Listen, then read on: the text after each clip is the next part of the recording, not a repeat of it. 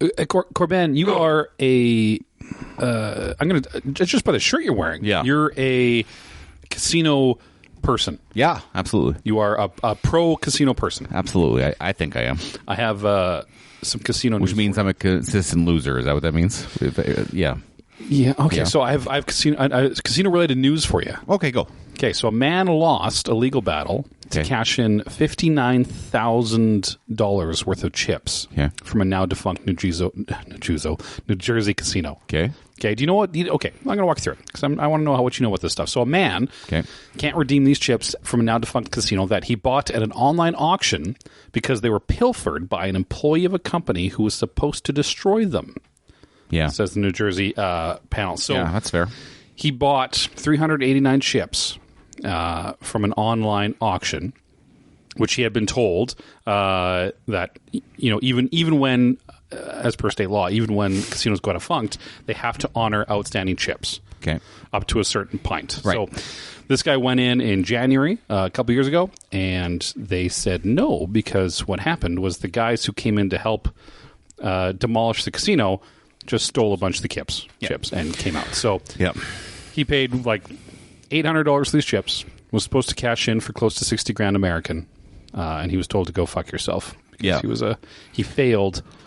Yeah, a lot of chips nowadays, and I would assume this is over the last 10 years, have like a little chip in them, a chip in the chip. There's a chip in the chip? And so they can figure out, so they know where the chips come from.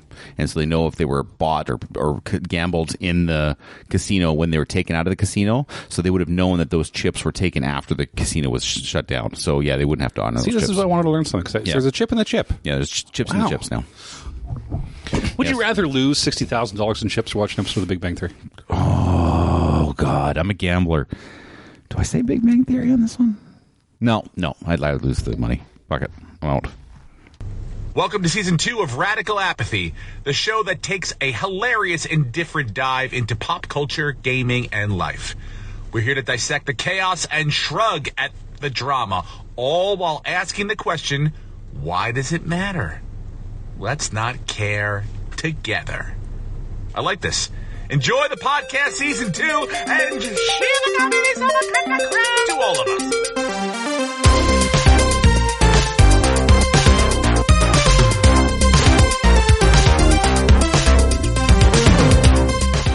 And we are back. Radical Apathy. God, we're so radical. And apathetic. Hi, my name is Tanner. I'm Corbyn. And welcome to our fortnightly podcast. Except for the last week, we took a little of a break. Yeah. Why did we take a bit of a break, Corbyn? Because I was on the road. I took a road trip. On the road again? On the road again. And you know what? Well, I'll talk about it. But let's talk about it. We're here back. Yeah. We're excited to see everybody. Thank you so much for joining us on our conversational podcast. I want to touch a little bit more on these because I'm curious. Yeah. So, there's chips and chips. Yeah. And they have rules. Yeah. If you bring in too many chips, that you have to show ID. Why is that? So the idea is so the idea behind the chips. Like I'll just give you one application. Give me one application. Card counting and blackjack. Okay. If you win a ton of money and you go cash out your chips over $10,000, by law you have to show ID to get your money. Okay. So what card counters want to do is cash under 10,000, take the chips home with them, then come back to the casino and cash in more. Okay, so they use that trackable technology so they know, no. So like every 2 days, Corbyn's coming in with 9,000. Exactly, chips. And we've seen him not play, and so they can track that activity to try to get their ID. And so the reason why they want that is they want the name and all the information of the player who, because if they made that much, there's a good chance they didn't get caught. Counting cards, and so they want a name and an address and everything associated with the picture that they have. So is counting cards illegal? Counting cards is not illegal. Okay. It's kind of like no shoes, no shirt, no service. Like people can say, you know what, you're too good for us here. We don't want your business. So they can do that. Yeah, they can refuse service, right? Okay. Yeah, they can say, and that's generally what they'll say. They'll say, you know what, your play is too good for us. We don't. You can't play blackjack anymore. They'll say you can play any other game in the casino, just not blackjack. Oh, so they you can't. I guess you can't count like Texas Hold'em. No. Interesting. No. So yeah, that's just one application. Interesting. Yeah. Hey, and that's how we start these podcasts. I want you guys to learn things. Yeah, learn stuff. Because you know what, you guys are probably not that smart, and I want you to be smart. So this is what we're here for to help you do. But speaking of smart, we have a great show. Do we though? I think we do. Do we not? I don't know. I was challenging you, I guess. Okay, go one more time. Challenge me. Do we? Shut the fuck up! So we have a what you watch and what you plan. Yeah. We got some general gripes. Yeah. We're going to touch base on why Corbyn wasn't here for a week. Yeah. It's going to be really exciting. We got a top 5. Yeah. And then we got maybe a bit of a game to play at the end. And then I thought we'd slip in a topic just a little bit. Slide it in. Okay, because it's a special day for us. It's true. For us as citizens, so Oh, I okay, thought yeah. we'd talk about that just a smidge, but not to divide anyone. Just to an bring apathetic point of view Yeah. on what today means Yeah. for us north of the borders. Yes, just bring it together a bit. Let's do that. Sounds All awesome. Corbin, what you watching? You know what? I'm going to tell you about the latest thing I watched That is literally the point of this whole program. because the significance of it is exceptional to me. I think I watched one of the best movies I've seen in many years. I don't think the Minecraft movie was that good. No, it's not. It was not the Minecraft movie. I have to, because I'm going to talk about some situation. Okay, this is delicate. Okay, so I watched the movie Sinners recently. Okay. I I watched. Okay, so first off, let me just say, Black Panther and what's his face director? Ryan Coogler, Coogler, Creed, Black Panther. I want to say first off, I support everything that's in this movie, and I support that how it's represented to the people that it's representing. Okay. Okay, so I'm a supporter. I'm not detracting. I'm just reporting the news. Okay. Okay. Yeah, I'm with you. I saw this movie in Las Vegas with my son. Oh, wow. Okay. We went out one night and we watched a late show, and we went to Sinners. And let me tell. Okay, first off, the theater. Okay, because the movie, it takes place in like the 1930s Prohibition era America. Okay. In the South, in Mississippi, racism is very prevalent. Okay. Yeah, probably. This is about the African American experience and how culture and music with the culture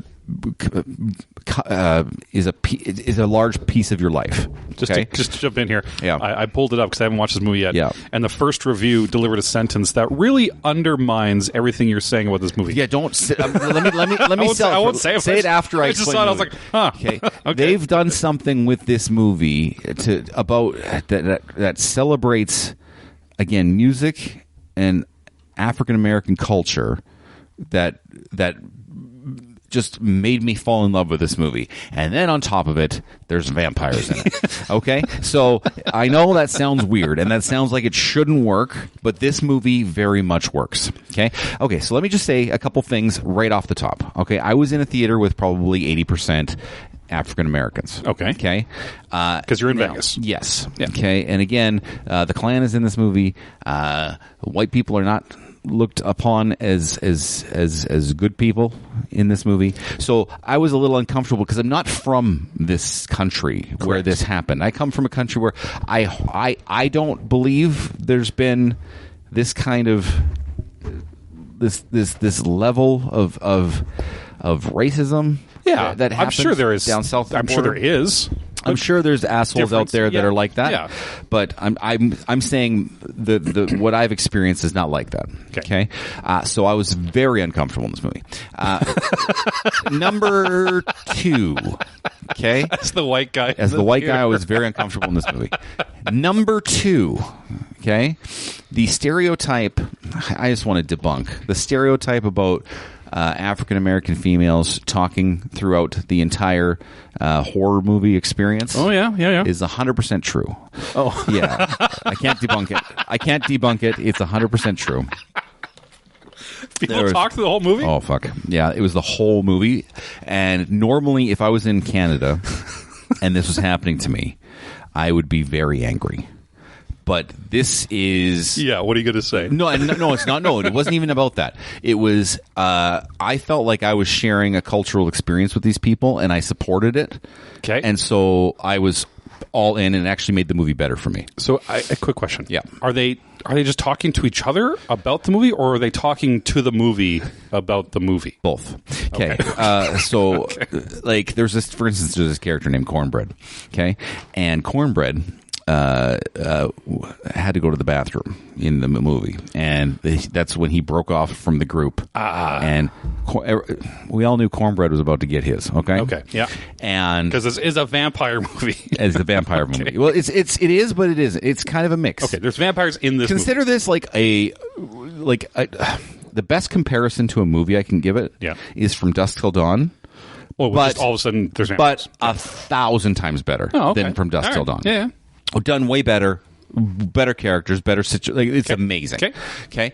Anyway, so Cornbread goes off to go to the bathroom, and the lady behind me, because I can only hear the ones right around me, but they were all talking, and she, oh, Cornbread, don't go. Oh, Cornbread. Oh, I'm gonna miss that Cornbread. You gonna miss that Cornbread? I'm gonna miss that Cornbread. Oh, Cornbread, what you doing? And all that kind of stuff, right? And I'm just like, really? it was all over. And then the girl in front of me, she's beside me, she's laughing at the one behind. She's like, oh, Cornbread, and like they're all talking, and and it's but it was, for me, it just added to the experience of the movie, because you've never had that before. I never had that before, and it was, and again, the beginning of this movie, you don't see the vampires until like probably 60% into the movie. Okay, and everything that happens before that is like the best world building ever. Like, great characters, great situations, great, like just a really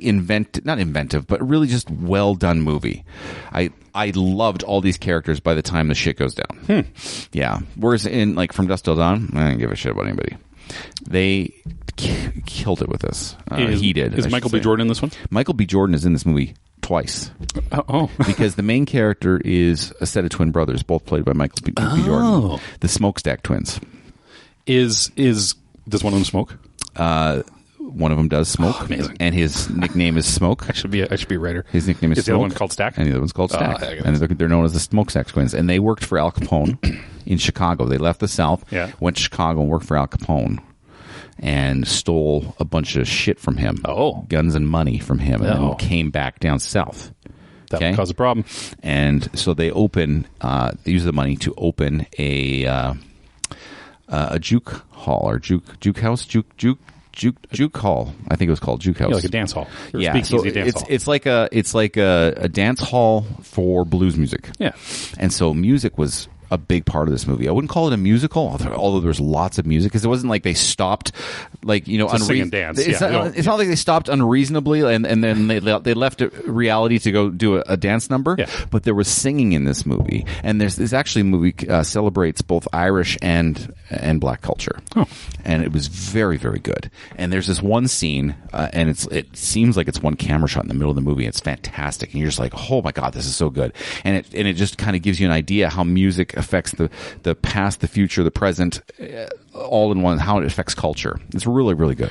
Is Coogler to Michael B. Jordan what Scorsese is to De Niro? Yeah, it's starting to get that way. Is it going to be that way forever now? And not only that, this movie, along with Black Panther and Creed, which both got Oscar nominations. Yeah, they're all good movies. And this should get an Oscar nomination, barring anything amazing comes out this year. And Michael B. Jordan should get 2 Oscar nominations, one for each character. But he has cemented himself, Ryan Coogler, in my top 5 directors at work right now. Really? Yeah. Would you like to know the other ones? We have to change that list. Would you like to know the other ones? We've done the list already. Directors? What do I put in there? I don't remember. I'll tell you. We've done 35 of these. I'll tell you what it is right now. It's Nolan. It's Villeneuve. It's Jordan Peele. It's Ryan Coogler. And oh geez, I don't even know what my 5th one is. I have to think about it. Fucking awesome though. Yeah, really good. Anyway, so they're talking through the movie, and then the other thing is everyone was speaking with a Southern dialect that I couldn't decipher some of the time. In the movie or in the theater? In the movie, okay. Some of the time that I couldn't decipher. Yeah, and it was hard to understand what they were saying. Hard to understand what they were saying from my perspective, but more than once. They would say something, I couldn't understand them, and everybody around me would just start laughing. Uh-oh. They'd be like, and I'd be like, I don't know what they're saying. Like, how do they understand that? Boston's like, what do they say? I don't know. And so I got to watch it with subtitles eventually, just to make sure I get everything. Or it could be because everyone was talking during the movie, and I didn't just hear it as well. Okay, so there's that. One of the most so it's a very sexual movie. Okay, as well. Well, it's vampires in it, so yeah. No, that's not what I mean. I've yet to see a vampire movie that's not sexy. Yeah, a lot of vampire movies sexualize the vampires. None of the vampires were sexualized in this. This was the characters before the vampires showed up. Oh, okay. And so this guy gets early in the movie. I took my son to this movie. Gets kind of lessons from Stack on how to go down on a chick. Okay. And so that happens early in the movie, and then he meets this girl at the juke hall, and he's like, yeah, I want to do. And then he gets down. And he goes, and she's like, what are you doing? He goes, I want to taste you. Oh. And every African American girl in the theater started cheering and clapping as loud as they could when he said that. Oh. Yeah. They were totally into it. Okay. And then I will say at the end of the movie, like loud ovation, like Avengers Endgame ovation. Really? Yeah. Wow. It was really it was really interesting. Yeah, not something you'd be used to up here. Again, like. But that's the difference in cultures, right? It's a different culture. You went somewhere else. Culture, and I felt like I had a cultural experience with other people. That's good. You should have them. You should just always go to movies here. You know what? Yeah. I think if I said I want to taste you to anyone that I know, I don't think they'd be happy with it. I don't think you would say it to anyone other than one person. I feel like a weird thing to say. Yeah. Well, that's good. I'm glad they lost their mind. Every woman in this place lost their mind. We should go watch it here. Babe, if you're listening, I want to taste you. And listen to a quiet theater as no one says anything. And I saw it in IMAX because it was filmed with IMAX cameras. Oh, really? Beautiful. When it's done, it's beautiful movie. And it actually was the best IMAX theater I've ever been to. Laser screen or laser projectors. Yeah. The sound was insanity, and we had a fantastic seat, surrounded by all the talkers, and it was good. We're going to a movie with each other next week? This Sunday. This Sunday? No, we're not doing this. It's not next. Oh, okay. It's not next Sunday. It's this Sunday. Or just Sunday. What did we come on to? I just said next Sunday. Yeah, and you sent me a thing from your sister, and God bless you, Kaylee, you are 100% wrong. We decided what it was, and your description in the text message was 100% wrong. Okay. I'm telling you. I'm just saying. I'm taking a stand. Okay, so this coming Sunday... I just pushed a button. Can you still hear me? Yeah, I still hear you. I don't know what I did. All right. This coming Sunday, we are going to a movie. Sunday. Sunday, we're going to a movie. Sunday. Next Sunday, we're going to a movie. Or next Sunday. It's the next Sunday. I think I said next Sunday. That was the first thing I said. Whatever it is, yeah. We're going to go see Thunderbolts. No. Was it called Thunderbolts? Yes, Thunderbolts. Is it not called Thunderbolts? Yeah, I think it is. Thunderbolts. I think you're more excited for this movie than I am. Because you're generally more excited for more movies than I am. Lately. 3 months. Yeah. It was Captain America last time. I mean, no, but you had said on record, our listeners agree with me that you are more excited for Thunderbolts than you were for Captain America. Oh no, I'm way more excited for Captain America than Thunderbolts, 1,000 times more. I'm gonna have to go back and listen. Yeah, you go ahead. I'm a Captain difference, dude. I'm a Captain America guy. Like it's not even close. So when this movie is way better than Captain America, okay. And I'll just tell you this side story, okay? Yep. So I was watching on my Apple TV, so it's a TV box, much like a Chromecast or whatever, right? And I went to the Captain America movie, considering buying it instead of watching it on Disney Plus. Yeah, okay? I was considering. And so when you hover your cursor on a movie, it automatically shows the trailer. Yeah. If they would have shown the trailer they had on the Apple TV, versus the one they did on YouTube and in theaters For the Captain America? yes, Okay. This movie would have done way better because the trailer was amazing. There is an art to movie trailers There is, that I and would love to have someone on here This and talk trailer about. was so fucking Because it good. makes all the difference in the world Yeah. about a movie. It wasn't that good. We should talk about the best trailers eventually. I'm gonna be watching a show. I'm pretty sure none of you have ever heard it before. Okay. I think I'm a trendsetter Oh, or tip of the spear type. You're person watching when Andor, I aren't found you? this. No, not yet. I watched a show called The Sopranos. okay. Yeah, I thought so. Yeah, it's a mob show. Yeah. It's a little old, little dated. I'm sure most of you missed it. I dislike that show greatly. So, you've seen it? I've seen the whole thing. Oh, okay. I've seen every single episode. I powered through it, and I disliked it greatly. So I just finished about the first season. Yeah. Because I've never watched it before. Yeah. It surprised me, and which is weird. I never watched because I like gangster shit, but it surprised me how strong the acting is. Like Gandolfini brings it. Oh, I don't disagree with any of that. Like the acting really that took me. And you can tell it's 90s. It's all old shit, but whatever. And they kind of lay out, but it feels real because it's not as exciting as like Casino or Goodfellas, right? It's a little more. It's a gangster show without gangster shit. It's a little more grounded, right? Like it feels real, but man, these guys they're acting the shit out of it. Like it took me a few times. I'm like, fuck, man, like this guy's really, he's doing a really good job. Anyway, so I'm sure none of you have seen it except Corbyn. But he watches everything.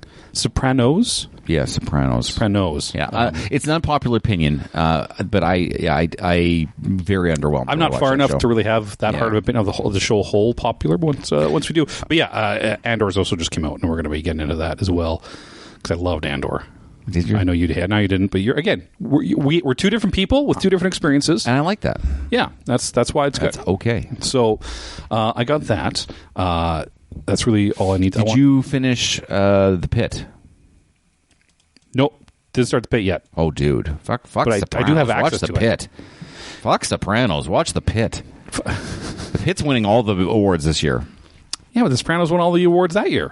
There was nothing else on TV back then. there was nothing else on TV back then. Nothing happened. It was going up against Lost in Star Trek Voyager. In Star Trek Voyager, nothing happened back then. Because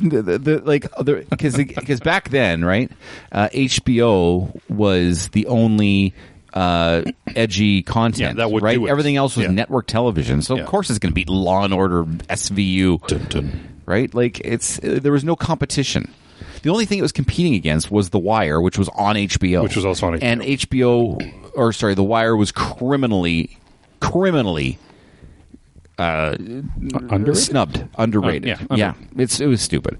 And we'll talk about The Wire later on today. Everyone likes The Wire. We'll talk about The Wire later today. Shadow. So tell me what you're playing then, Corbyn, or reading as of late. This is where I'm going to default to you because I have been away for 2 weeks. You haven't been doing anything. I'm not reading anything. I'm not playing anything. In fact, I'm mad at video games right now. Okay. We'll talk about that later, too. Fair enough. Baldur's Gate 3, we've talked about it before. So back on that? Well, they dropped their last major update, which included cross-play. Okay. So now you can play with people from all the devices together. That has led to a large group of friends and mine playing. So you can each play together. There's 4 of you. Okay. You each play your character. You play the game. And it becomes kind of a madhouse because usually you play by yourself and you take your time, you control, you go check everything out. But when there's 4 of you, everyone's just running, fucking around, doing whatever they want, whenever they want, taking all the things. So it's a little bit more of a madhouse, but it is fun and it works very well. And it's the last update that game will get. Probably one of the last times I'll talk about it. Game of the year, fucking top 3 for me forever. Like they knocked it out of the park. Larian Studios. I'm excited for the next one. That's awesome. Keep it up. And Bethesda just shadow dropped Elder Scrolls 4 Oblivion remaster like 4 days ago.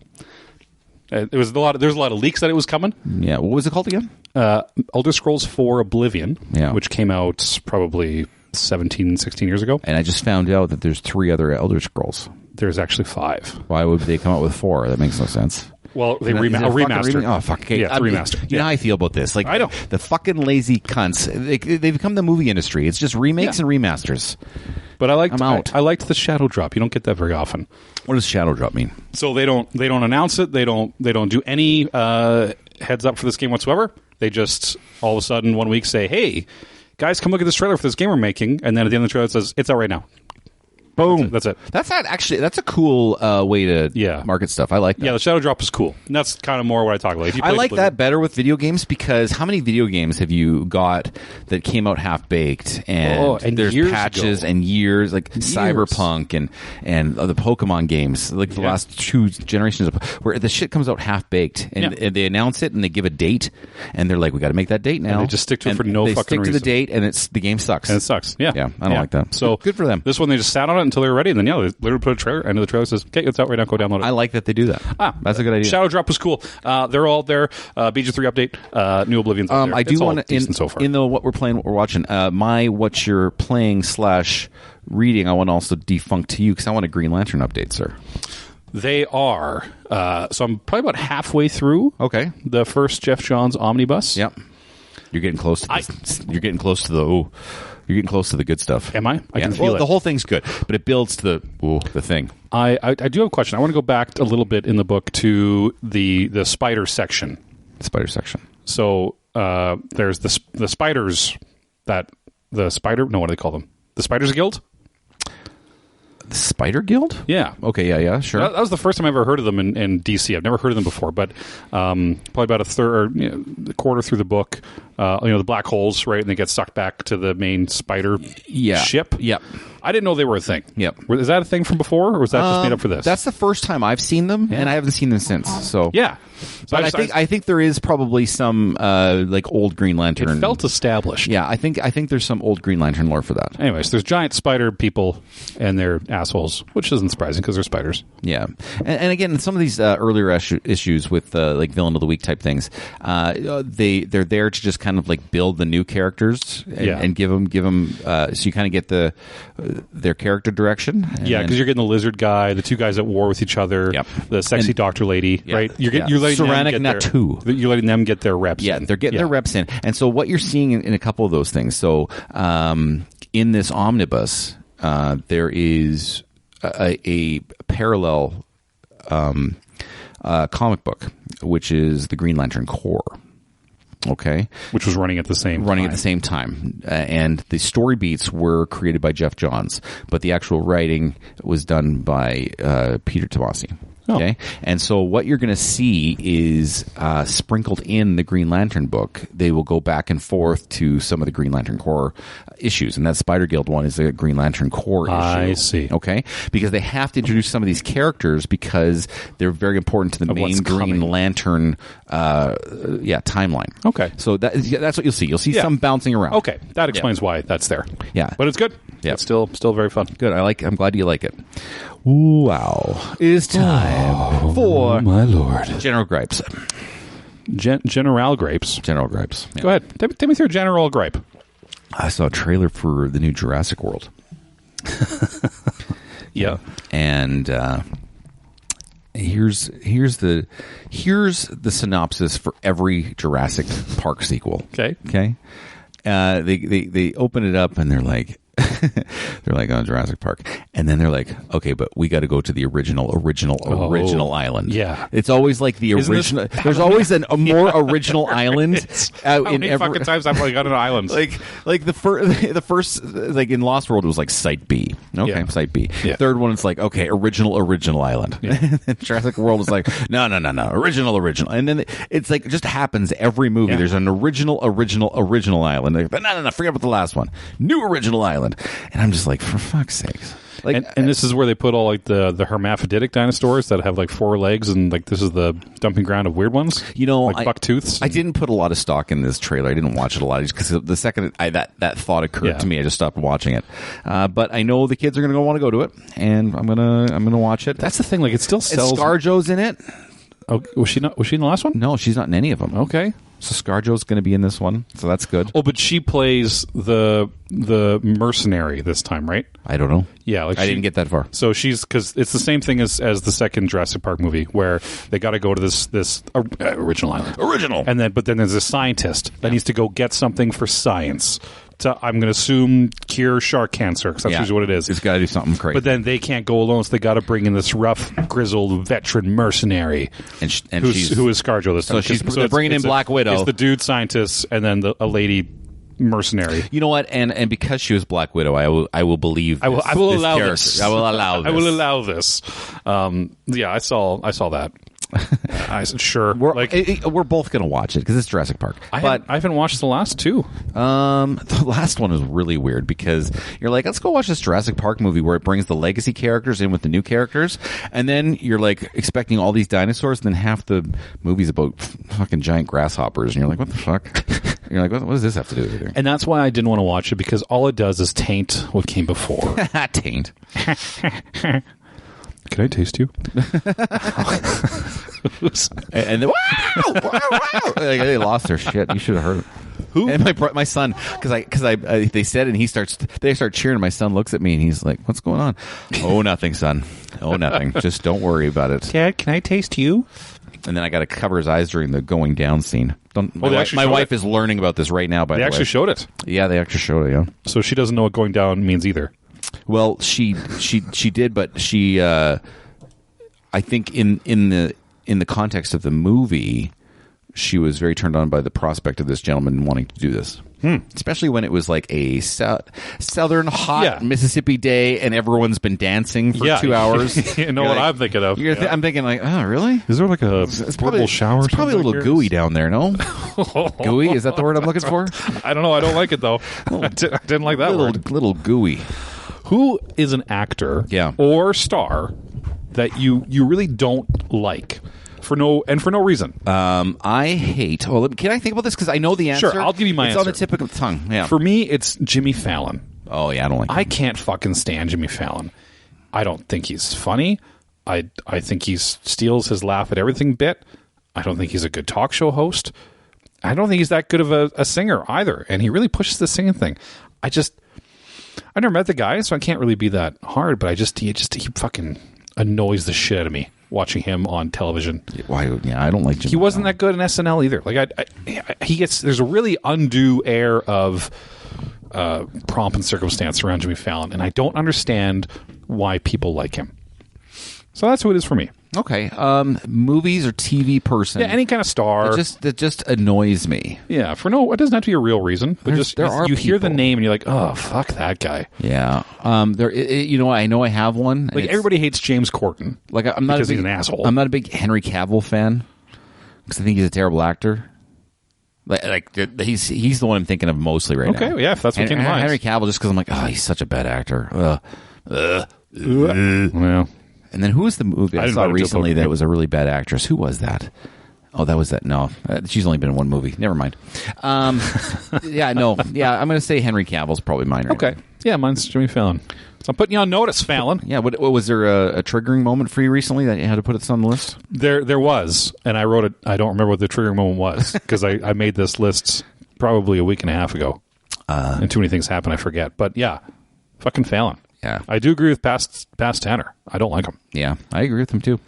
Do you watch any more late night shows? No, it's no point. Does anybody? Not only do I not watch late night shows, I don't watch any network shows. Fair. Like if it's on any of the 4 major networks, I haven't watched a network show in probably. When's the last one I watched? Hannibal was the last one I watched. And they're really going out to pasture now because.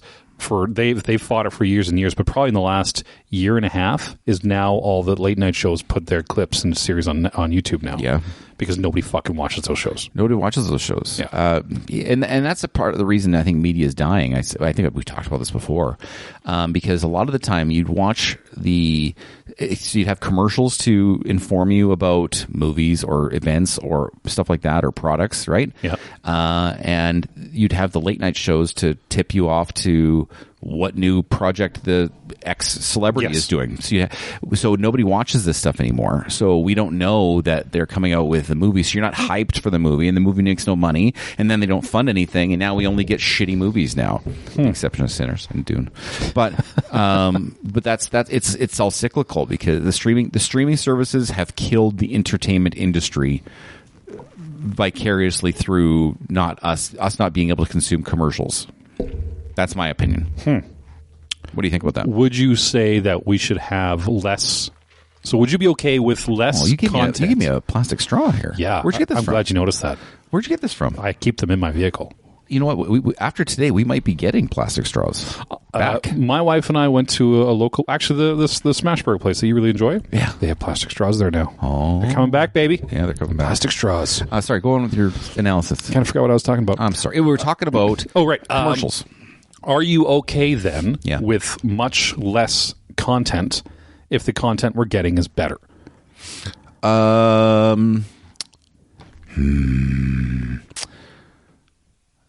Because that's what happened with Marvel, right? They and Star Wars. They filled up way too much shit. They put up way too many movies and TV shows. I support variety.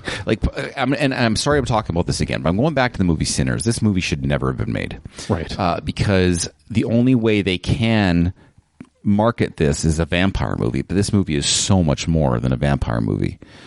And like, I'm dead serious when I say it's one of the best movies of the past 10, 15 years. And but you just can't market this movie any other way right. other than a vampire movie. But I support variety. I want things like, because we talked about this last time. They don't make comedies anymore. No, like the one comedy trailer I've seen in the last 3 years, I'm fucking pumped to go see. Which is the Naked Gun. Yeah. Yes, and I'm going to scream to the high heavens that everyone should go see Naked Gun so they make more comedies. You absolutely have to go to see Naked Gun. Yes, because I need more comedies, and the only comedies we get are and I'm dead serious when I say this, are really shitty comedies starring John Cena that go straight to Amazon. Yeah, and those are the only comedies we get. Yeah, and they're all terrible. I mean, I'll give it to my guy there, just trying to keep the genre alive. Yeah. But you're right. They're all, and that's smart comedy doesn't exist anymore. Especially the days of Naked Gun, and Airplane, and like the real. Well, think about the 80s. Yeah, glorious. Every year there was 35, 40 fantastic comedies. Glorious. Watched. It was great. Glorious times. Like you can't tell me you can't make a movie for super cheap. Like a comedy, you don't need special effects. A couple locations. How do you not make stupid vehicle? Away you go. How do you not make a really cheap comedy? You know, and then I'm going to even sympathize with my wife a little bit because they don't make any romantic comedies barely anymore. The only one I can think of again in the last 5 years is the Sydney Sweeney Glenn Powell movie, that Anyone But You, which actually was really funny. But that's the only one I can really think of. They don't make them anymore, and there used to be. Like Jennifer Aniston and Jennifer Lopez, that's how they made their bank in 2000s, right? Yeah. In the 90s. Because there was so much choice for females who loved romantic comedies. They don't make them anymore. And then now, when we get drama movies, okay, here's the other thing. We don't get drama movies that, like, so you don't get a drama movie like A Few Good Men anymore. Or like A Time to Kill, right? And the reason why is because all these there's like 5 drama movies every year that are like legit drama movies, and they're only backed by people who are trying to win Oscars, and so they limit release them, and they only come out in December now. Yeah, and nobody sees them because I don't know. We used to have because they're all Oscar baiting. We used to have so much more variety throughout the year, with so many more things, and we just don't get that. The only genre that is just flying high because they're cheap to make and they make a lot of money is horror movies. And that's just facts. There's more horror movies now than I think there's ever been. And they keep coming out and they keep basing them off video games. Well, yeah. We'll see what. I wanted to watch the Until Dawn movie because the game. Did you play the game? Oh yeah. You played the game. I'm so proud of you. Yeah. What was your fear in that movie? Do you remember how he sits you down and go, "What are you afraid of?" Buddy from the Russian guy that plays the bad guy. What's his name? I said clowns and needles, and of course the next chapter. No, mine was spiders and chasing me with a needle. Spiders and was it clowns? No. Was there no heights? No. You could pick like anything on that. Yeah. Almost. No, it was spiders for sure. And yeah. Was there like was there one like Being Forgotten or something? I don't remember. Was that one? I think. Anyway, yeah. It's the rest of those games. I started to go shitty after that. But All I know is I said clowns and needles, and the next chapter I was chased by a clown with a needle. was chasing you with a I'm needle. like, you got to be kidding me. Anyone But You is Yes. Sydney Sweeney and Glenn Powell. Yep. And that was 2023. Yep. And the only one I'm seeing here for 2024 is Hot Frosty. Yeah, For the Sexy Time ones. And so the only other comedy that I went to see in the theater over the past 3 years was that Jennifer Lawrence one, which I thought was great. Was No Hard Feelings. Didn't see that one. Oh, dude, watch No Hard Feelings. Yeah? Yeah, watch No Hard Feelings. It's good. Okay. Yeah, it's like a a proper raunchy comedy, like in the 2000s. Okay. Yeah, it's good. So yeah, not enough comedies. I agree. So that was all talking because of Jimmy Fallon. Yeah, I was going to say that was my great. I went on Jimmy a Fallon. trip recently. We'll talk about it a little bit more. But okay, so this is what I saw. I saw 3 words continually in different places, all advertising the same thing. Okay, and I want to know which one's the right one. Okay, ready? Yep. Here's the 3 words: Yep. restroom, washroom, Yeah. bathroom. Yeah. Okay, what are we doing here, guys? So- can we get on the fucking same page here? What is this fucking called? Yeah, it's super weird. So I have always said bathroom. Okay. I think that's more common where we live. Yeah. But for example, when I went to Europe last spring, and I would ask for the bathroom, they stand there and stare at you because they have no idea what the fuck you're saying. Okay. And it took me a while. They would understand washroom. Okay. But I've never said washroom. I've always said bathroom. Right. And I would say, "Where's the bathroom?" And they would just stare at you like, Why you want a bath here, you what the freak? fuck are you asking for? I don't know what that is. So I think it's very local dialect. But which one do you use? I use bathroom. Yeah, I think bathroom is very much our neck of the woods. Yeah, and I don't understand washroom. Like, you know what I mean? Yeah, because it's also the same fucking thing. The first thing anybody goes in there is nothing to do with cleanliness. Yeah, washroom. I don't is know the why it's called end of the room. I don't know why they call it a washroom. They should call it the excrement room. Yeah, restroom. Restroom. I guess. Well, see, I wouldn't call it a restroom. I'd say a restroom is like a place to go. Like I think of truckers and like a rest stop. Yeah. Right? Yeah, that's what I think when I hear that. Yeah, but then again, bathroom. Nobody's going. But it is the room with the bath. No, it's not. If you're in the restaurant, you're not going to bath. Oh, well, the fancy restaurants I go to have baths. Really? Yeah. Tell me more about the No, baths. I can't. You're too poor. Okay. You're too poor. I watched a quick YouTube recently today, which was very recently. They were doing the Tony Stark thing where he's talking to Jarvis. Yeah. In Iron Man 1, except Jarvis was a Southern Canadian. Mm. So he's just like, Jarvis, are we set to fly? He's like, oh yeah, fuck, send her, bud. You ready to go? Like, it's just that. It's back and forth. He's like, oh, Iron Man's like, okay, I think I might go and do this.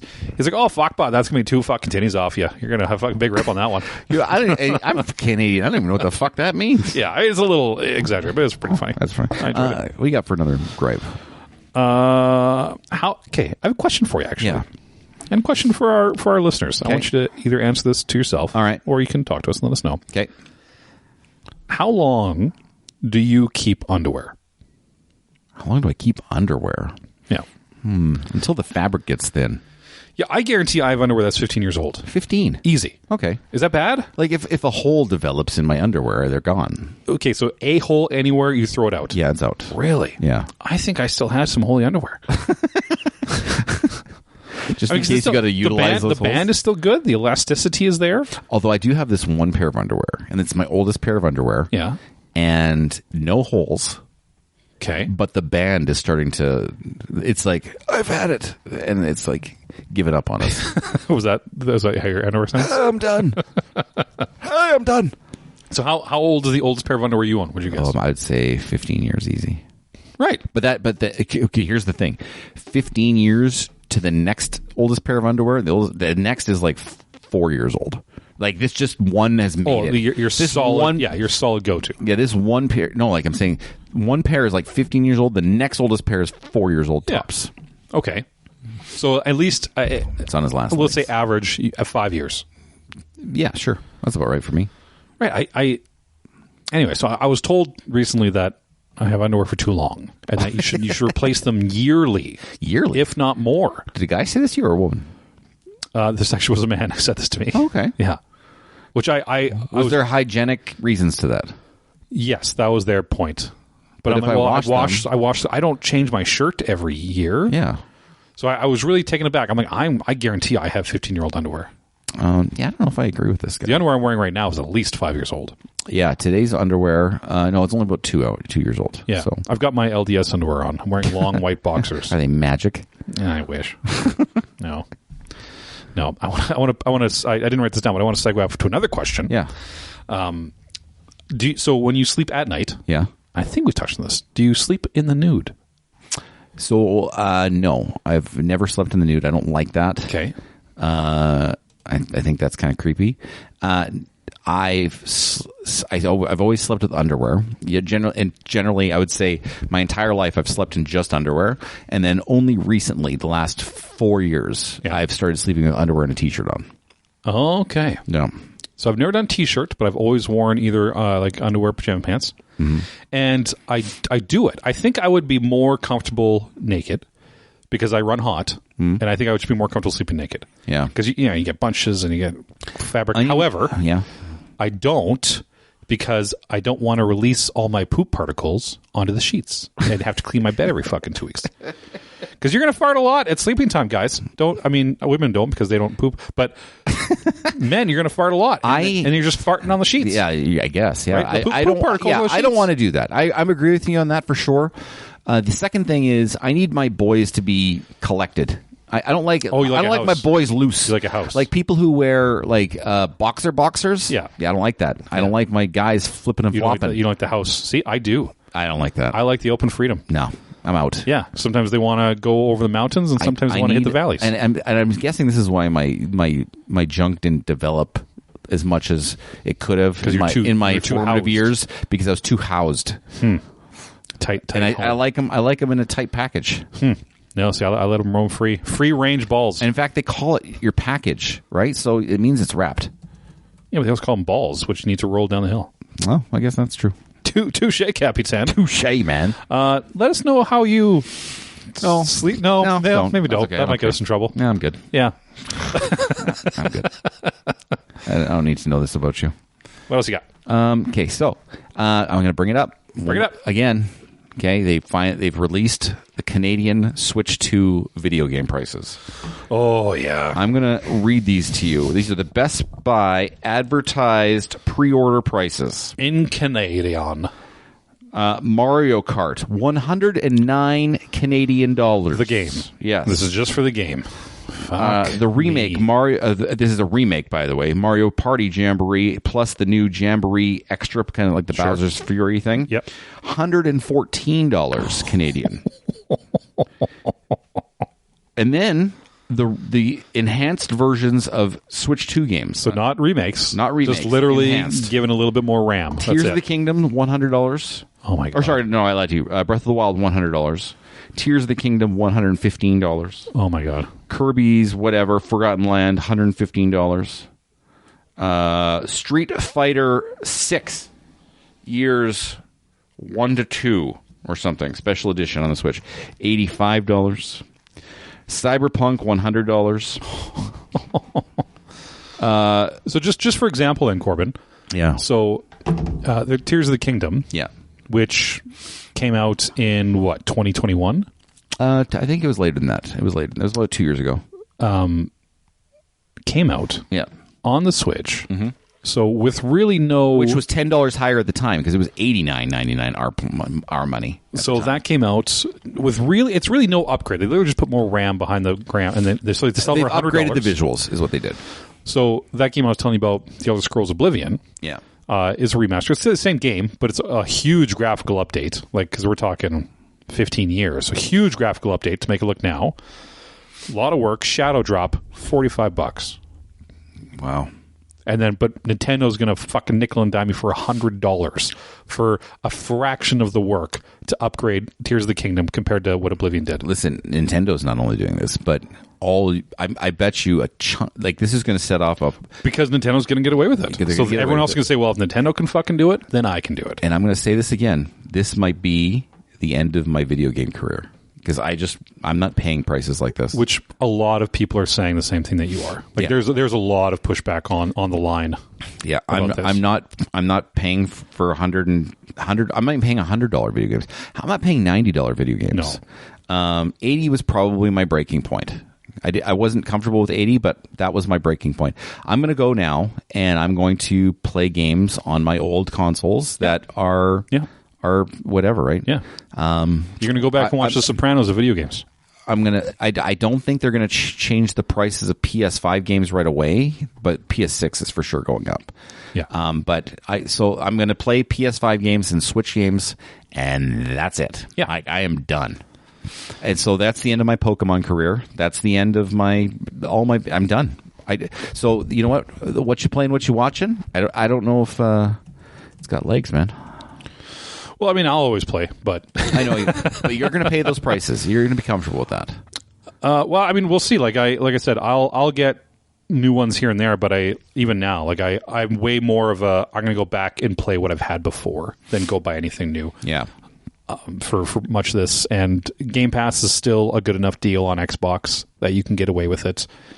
There's a couple new games that came up there on Game Pass, so that you can get away without having to pay. However, yeah, that is too much. And someone for me, unlike you, who's really rich, I have a lot of disposable income, but I'm just not going to do it out of principle. Like I'm not going to fucking pay Nintendo $110 goddamn dollars for barely a remake on a game that I can play just fine on the Switch. Plus, you're paying twice as much for this console. Easily. Right? Like, yeah. $629 Canadian. Yeah, like, the other one was $350? Yeah. Like, I just can't. My kids are like, we get one? I'm like, I don't think so, pal. Yeah. I'm done. I'm with you there. Then they're getting pushback, which is nice, because everyone else is basically saying, nah, fuck you. That's too much. Yeah. Yeah, and they won't. And people just got to vote with their wallets and not buy it and teach them a lesson. $115 game. Unreasonable. Yeah. It's just no. Unreasonable. Yeah.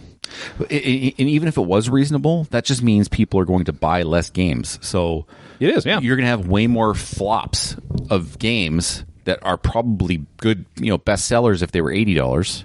And for the vast majority of these companies, it's the only way they make money. Like, they don't make money off the consoles most of the time. They make money off the software. Yeah, so, like, you're telling me that you're willing to marginalize your sales on a Mario Kart by charging more per copy at the expense of selling way less copies.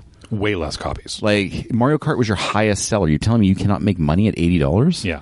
That's insanity. And these are all, like, Mario Kart was the only real new one. Everything else they announced is like, yeah, we knew it was coming, or remakes, but like the new Mario game, the new Zelda game, like when the heavy hitters come, they're going to be $120 fucking dollars. Volume always trumps short-term gain, like always. Volume. And so you're talking about your highest volume games. Why would you fuck your customer base over like that? Yeah. That's just insanity to me. You and I could have bought two $60 games, and now we're not going to. And we're not going to buy one $120 game between the two of us. No. Right? So they're losing almost 200% just by you and I now walking away. Yeah, and here's the problem, too. Here's a second problem. So, like, 'cause I was going to say, well, we can just buy a game and share the cartridge, right? Yeah. But that's not a thing either, because a lot of them are shadow cartridges in this upcoming Switch. No, not lock them. They're shadow cartridges. So much like the discs or whatever, you buy the cartridge, you download the game, or you put the game in the cartridge in your Switch, and it recognizes that you've purchased it, and then it makes you download it from the store. Right. So it's not actually on the cartridge. You can't. It's not on the cartridge. Yeah. So you can't do it. Yeah, they've done goofed fucked. So, and people are calling them on it, which I do enjoy. Except at the same time, the pre-sales have sold out. So the whales are always going to be first to come first. The hardcore people are coming first. But you know what? Those families that were buying Switches for their kids, at that price point, they're not coming around for $630. Nope. $630 ain't happening, especially at not $115 games. Especially now when you have like the new Asus ROG handheld that came out, which is actually gangbusters, doing super well. You have the Steam Deck. You have those. I'm going to push back on that a little bit. Those aren't doing super well when you compare it to the 155 million Switches that were sold. Combined, Steams and ROG Allies are sold at like what 6 million. Right, but it's nothing. But where is that client base going to go now? And kids, no, they're not going to go there because that's not an easy device for kids to figure out. Yeah, but most parents don't know that. Yeah, they do. No, I don't think they do. They're going to say, well, I need another handheld. This one's only $420. It's the same thing with iPhones versus Androids. Ease of use, right? Most kids nowadays, most teenagers nowadays are going to iPhones, like recycled iPhones or cheaper iPhones or whatever the case may be, because there's the ease of use factor. Even kids can learn how to use them, whereas kids, I would argue, like my kids, I've had both phones. Yeah. They're like, how does this fucking thing work? When they're talking about my Android versus my iPhone. Aren't kids supposed to be the smart ones, though? Again, kids are supposed to be the smart ones, but you got to. And I've said this for years about everything. Like from kids' habits to criminals' habits. Never underestimate convenience when it comes to any decision. Okay, a kid will always choose convenience over anything else, even if there's an overwhelming factor on one side saying you should do this. If it's convenient, I'm going to do that.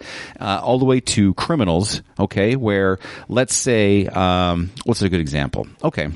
Let's say you have a city, okay, and the shelter is for the city. Yeah. The local homeless shelter is downtown, but then they shut that down and they say we're going to put it in a more, I guess, convenient place for the rest of the city, way out of the way, out of town, out of the way. Yeah. They're going to go, okay, I'm not going to that shelter. I'm just going to hang out downtown at businesses and shit. Yeah, because it's convenient. That's just never underestimate the power of convenience. Yeah, is that fair? Never underestimate the power of apathy. Yeah, apathy and convenience. Yeah. What do you got? You got another one? Well, it's not a gripe, but there's... I got one more after this, but there's a guy who recently retired or is retiring from the acting studio. Oh, really? Really good guy. Yep.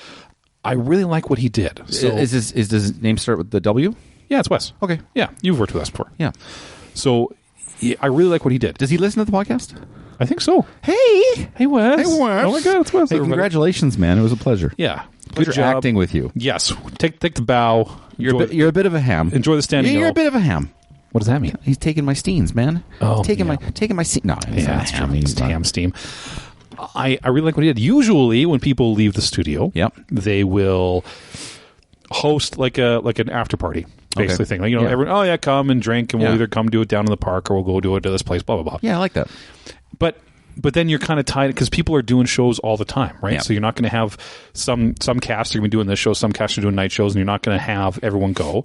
And you're only going to see certain people, and it's out of the way. It's on people's days off. People are lazy, just like you said. They're only going to do what they want. Convenience, Ben. So what he did, and it's the first time I can think... Is this revolutionary? I'm so excited to hear what he did. It's the first time I think I've seen this done, and I really like the idea. To the point where I may do this when I leave the studio, is that he said, all right, this is my last week, Monday to Friday. I'm here in my little studio corner. This is my workshop. I'm not throwing a party, but what I'm going to do is I'm going to bring in giant fucking vats of homemade chili and buns. And you just come on over whenever you're working to the office, grab some chili, have a bun, let's have a chat, get out of here.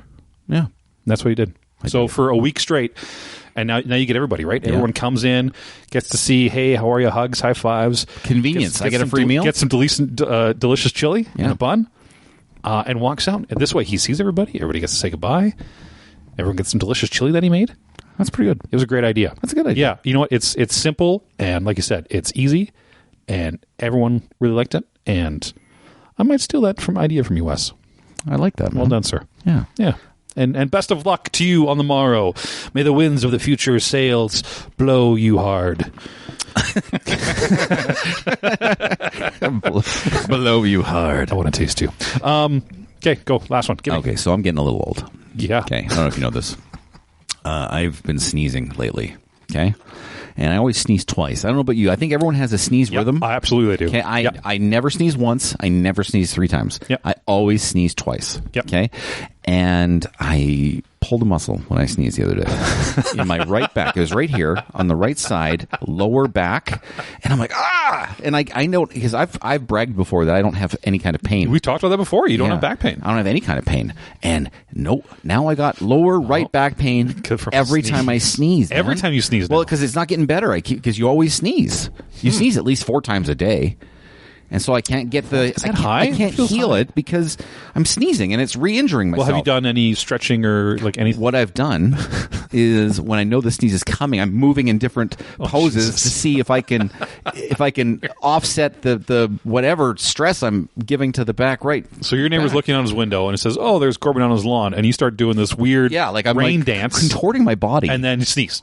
Does that sound weird? Like I'm contorting. I'm like, yes, yeah, and then I'm like, God damn it, that didn't work either. And, and I'm like wondering why, if I'm doing this, why does it go to the exact same spot? I don't know. Yeah, you could just stretch. I think it's pissing me off. That's my last gripe. My last gripe. That's funny. I say we bang out a top 5 and then we get into your story. All right. That means we do this thing called the top 5. We do. I'm not sure if you've heard of this. It's pretty brand new. How does it work before we start? I'm glad you asked, Corbyn. Before we do the little sounds that you like to play. Ladies and gentlemen, the top 5 consists of an idea brought forward by either Corbyn or myself as we rotate throughout the week. And we don't talk to each other about it. Like what our list is. Yeah, you asked me to explain it. Oh, sorry about that. Go ahead. And we don't talk about it, about what our list is.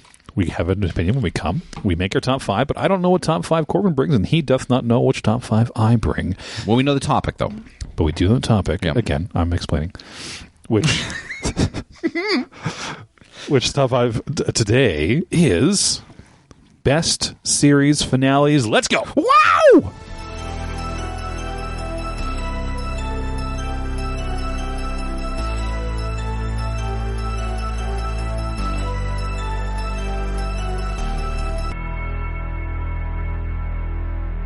All right, so this is best TV series finales. This could be network TV, this could be streaming, this could be HBO, this could be anything. As long as it's a TV series. Yes, it was a series of some sort. Now, listen, I'm confident some of these will be the same, but I'm also confident I'm going to piss you off with at least 2 of these. You've already mentioned one of mine today. I have, and it's on mine as well. Okay? Yep. So, yes. So I can see some... there's one you're going to be like, fuck off. And now we also have... we came up with a rule that if you and I have the same one on the same number... We shake hands. Yes. And then we start singing what song? I don't remember. Let's sing a song. We got to come up with a song we start singing. Okay, what's a good song to a celebration song? Achy Breaky Heart? No, definitely no country. No country at all. There's no country here. No Linda Ronstadt? I don't even know a song she sings. Oh my god. Let's sing I'm Too Sexy. Okay. All right. Okay. Handshake. If it now that's if not if we both have it, but if we both have it at the same number, which we have yet to do on a top 5. That's not true. Is it not? Because we did it last week. That's why we talked about doing it. Or last time. God, I don't remember this. It was one of them we did. We're like, ha ha, and we did it. And we're like, yeah. Okay. Okay. So now from now on it's I'm Too Sexy with a handshake. Yeah, with a handshake. You're going to start number 5. Oh wait, no. Oh yeah, TV series. We already talked about it. Number 5. Okay. We're fucking falling apart. Number 5. Okay, good. Number 5. We talked about it already. It's The Wire. The Wire. Maybe the greatest TV show of all time. I've heard that. I've rewatched the series front to back 4 times now. 4 times. I love it that much. I've never seen it. You've never seen The Wire. I just started watching The Sopranos. Yeah, you should be watching The Wire. Again, you've made the early 2000s mistake of not watching The Wire and watching The Sopranos. Did I fall into the hole that everybody else does? Yeah, you've watched of the 2 good shows back then. Well, 2 shows. I should not say good. 2 shows. You've chosen the worst one, in my opinion. So The Wire. Okay. Let me explain The Wire to you, okay, and all the viewers if you haven't watched The Wire, because again, drop your shit and watch The Wire. Drop your shit. So it's it's in Baltimore. It takes place in Baltimore, and it's written by an old Baltimore beat writer for the paper, okay, David Simon. And what happens is he's examining. He uses a lot of real situations that happened in Baltimore that he reported on. And so what happens? It's a look at the police service, the Baltimore Police Service, okay, yeah, and its side of the war on drugs. okay, and gang violence, okay, and then you get a equal and opposite perspective of the drug trade and how they handle their business to counteract what the police are doing. Okay, and so you get real gritty, real moments of both sides, how they're working each other to try to get them to whatever resolution, even though we know that the resolution is pointless because the drug trade will always exist and the police will always try to stop the drug trade. Yeah. Right? So it's very interesting. But what happens in each season, an extra layer gets added to the dynamics. And so in the first season, it's all about the drug trade versus the police. Okay. In the second season, they add the Baltimore ports, the seaports, and how the seaports affect both of those two groups. Okay, and in the third season, then you get how the politicians or City Hall gets involved in how the policing do their police and how they get involved in both sides. And you have corruption with the drug trade, and you've got corruption with the police service, and you've got how the City Hall governs both, the investigations. Then in the fourth season, you get how cyclical the education system is and how it feeds inner city kids into the drug trade. Oh, okay. That's interesting. And then finally, the fifth season is how the newspapers report everything in the city and how they all affect. So again, by the fifth season, you have all these dynamics and all these characters, and how they interact with all these, and you just see how all these different institutions affect each other, and how that just is the life of in Baltimore. It's fantastic. The Wire. Yeah, The Wire. Very exciting. Again, I'll say drop your shit and watch The Wire. It's an HBO show. It's on Crave. It's fantastic. So it's season finale for The Wire. So I don't want to spoil this now to you. Yeah, I wrote very broad strokes. Not so to really do it too much. What we'll do is we'll say, I haven't seen it. Don't spoil it. So tell me about. So I'm going to tell you about spoilers. So there's a main character, and what he does is he's okay. I can say it in the very first season, he's not well liked within the police department because he went over a bunch of people's heads to a judge to get wiretap warrants when his superiors in the police force weren't endorsing the investigation. Okay, and so that's just the very first episode, and so he's not well liked because he's done this, and so he's got like a stain on his name, and then you see his progression through because he's obsessed with stopping the death and the drug trade, and he's obsessed with it. And he goes by the fifth season, he goes to some extreme lengths to stop that. And the finale is because remember how I mentioned all the institutions that get layered in? Well, that the cast of characters grows so big in this show. Like, it's so big, and they manage them so well. But by the end, you get all the resolutions to this cast of characters and this group, and you kind of see again how I mentioned, because it's not really a surprise. I think we know this, that no matter what you do, the drug trade will always exist, and the police service trying to stop the drug trade will always exist. And it shows you that no matter who gets pushed through all these systems and all these institutions, the cogs just keep going. You know what I mean? Yeah.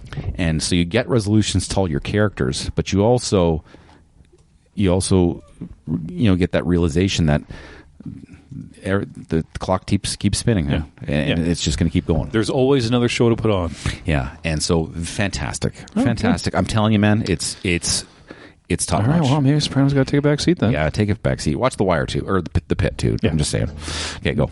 Number 5 is Band of Brothers. Oh, okay. I've never seen Band of Brothers. Oh, really? I'm not worried about spoilers on this one. Go Oh ahead. man, God, I just feel it's all turned around. Is it a hard hitting war show? Like, is it like Saving Private Ryan? Yes. Well, it's made by Spielberg, and it's basically 10 hour-and-a-half long episodes of Saving Private Ryan. So it's an HBO show, right? Yeah. Okay, because my son loves war shows, so we might watch it. It's one of the best. Okay. And okay, don't spoil the end. Just do generics like I did. No, I won't. It is, it follows Easy Company, it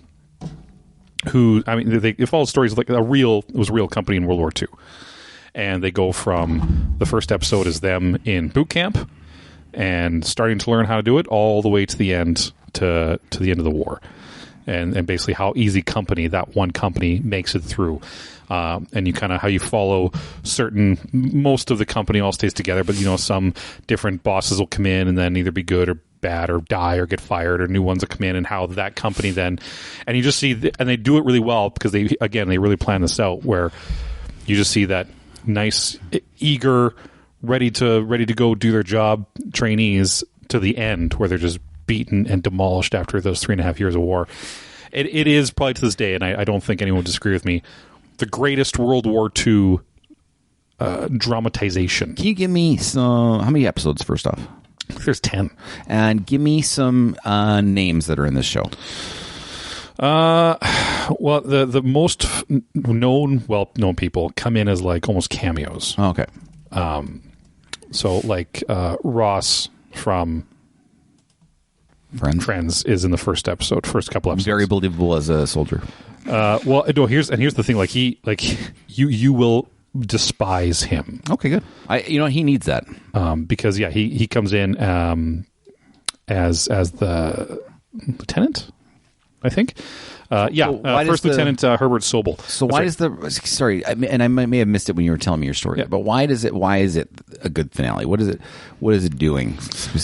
So they're overseeing the surrender of some German troops in the last one all.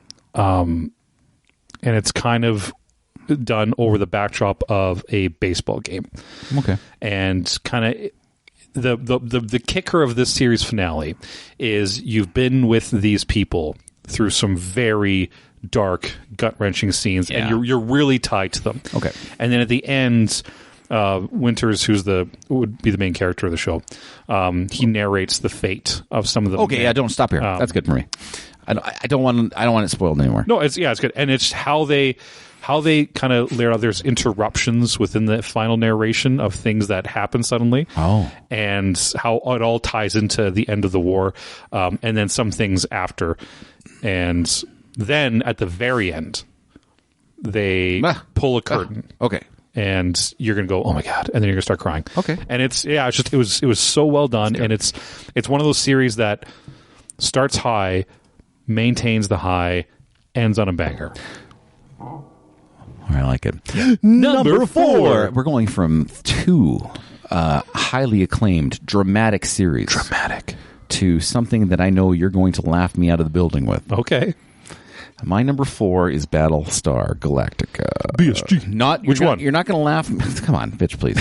You're not going to laugh me out of the building because it's an awesome show. You're going to laugh me out of the building because you don't like the finale. I can tell already. I don't like the finale. Okay.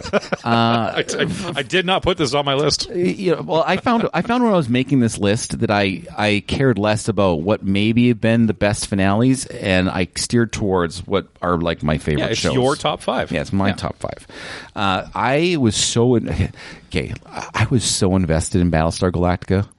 It was the last show, other than maybe Game of Thrones, where the show would end and I was texting my Battlestar Galactica friends. Like, it was like, we got to talk about this right now. And it was, you know what I mean? Yeah. Like, it was water cooler. Yeah. There was a lot of water cooler during Battlestar Galactica when it was out. Yep. So good. And so the finale, they reached their goal. Obviously, that they've been trying to do the whole, which most things, they reach their goal. But you get, again, I think all the finales are going to be the same. Like, closure. You get closure. You get to see where they end up, all that kind of stuff. And we get like a little twist in this one where there's two, how do I say it without, there's two characters that maybe have some celestial groundings that kind of suggest a cycle of these events. So it was 2 hours. There was great pop out of your seat moments in this finale because it was a 2-hour finale. Yeah, and this show meant just so much to me because it was just the characters are so good, and I think when the characters are that good, you just identify with trying to be on board with their solutions. And so I liked it. Okay. Battlestar Galactica Watch the show again. Watch all these shows. Don't be an asshole. Yeah, they're all good shows. Watch the shows. Yeah. Battlestar Galactica finale. Bam. Why didn't you like the Battlestar Galactica finale without spoiling? Because they got too. I think they got too full of themselves writing wise, and I think instead of focusing on the goal and the story set, they just kept trying to say. They kept saying, "Well, what if? Well, what if with it? Well, what if with this? I'm going to put a little bit more, and a little bit more." And I'm going to push back on you a little bit. I think people, and I'm not saying this is 100% you, but I'm going to suggest this is the possibility, Yeah. and I'm hoping you'll come along. Okay. I think that the discourse around Battlestar Galactica had less to do with the finale and what the finale presented, and what maybe the last 10 episodes, writing-wise, the holes that it had leading up to the finale may have had, and that's where the discourse is. So the discourse comes before the finale, and I think the finale does justice to the discourse and everything else. I would honestly have to watch it again. It has been a minute. Yeah. But I'm going to say no. Okay. Number 4. I won't get into a whole bunch of this. We talked about this. Everyone's about this. Breaking Bad. Yeah. Felina. Felina, right? Yeah. Yeah. Again, single direction, singular writer, where Vince Gilligan knew his story. He had it laid out. He didn't pull the supernatural shit show where I have a great story for 5 seasons. I'm going to bang the fuck out of this story, be done. Yeah. And then be like, oh, I want more money. And then they just shit everything. So just one of the best examples of recent entertainment of someone with a vision, clear goals, clear writing, clear set to telling a story. I'll say that sorry to interrupt. I'll say that the finale also worked really well because something that the Breaking Bad did, which was risky, was they always had scenes at the start of seasons that show the end. That show the end, part of the end. Yeah. And they still weaved it in perfectly. Yeah. So but again, that's just that pure vision and sticking to it. Yeah. It just, it just makes storytelling so much better. And again, great characters. You're invested. You want to know how everything ends. And everything gets an arc and a close. Yeah. And it's just, there's poetic justice. There's still memorable sequences in the last episode. Yeah. I think a theme with mine here, and this is a broad stroke through this show as well, is that some of the best season finales aren't everything turns out okay. You know what I mean? There's when you got consequences to actions and you see those consequences come to fruition at the end, you're like, okay. People forget happy endings. Yeah. A la Game of Thrones. Yeah. Which is not on this list. Fucking number. No, I didn't know we were stopping. Hold on. I did a little finger thing too. Number 3. Breaking Bad is my number 3. Oh, we're so close. I know. I just want to point something out. The episode is called Felina, and you're probably wondering why it was called Felina. And it's actually a broken up table of elements.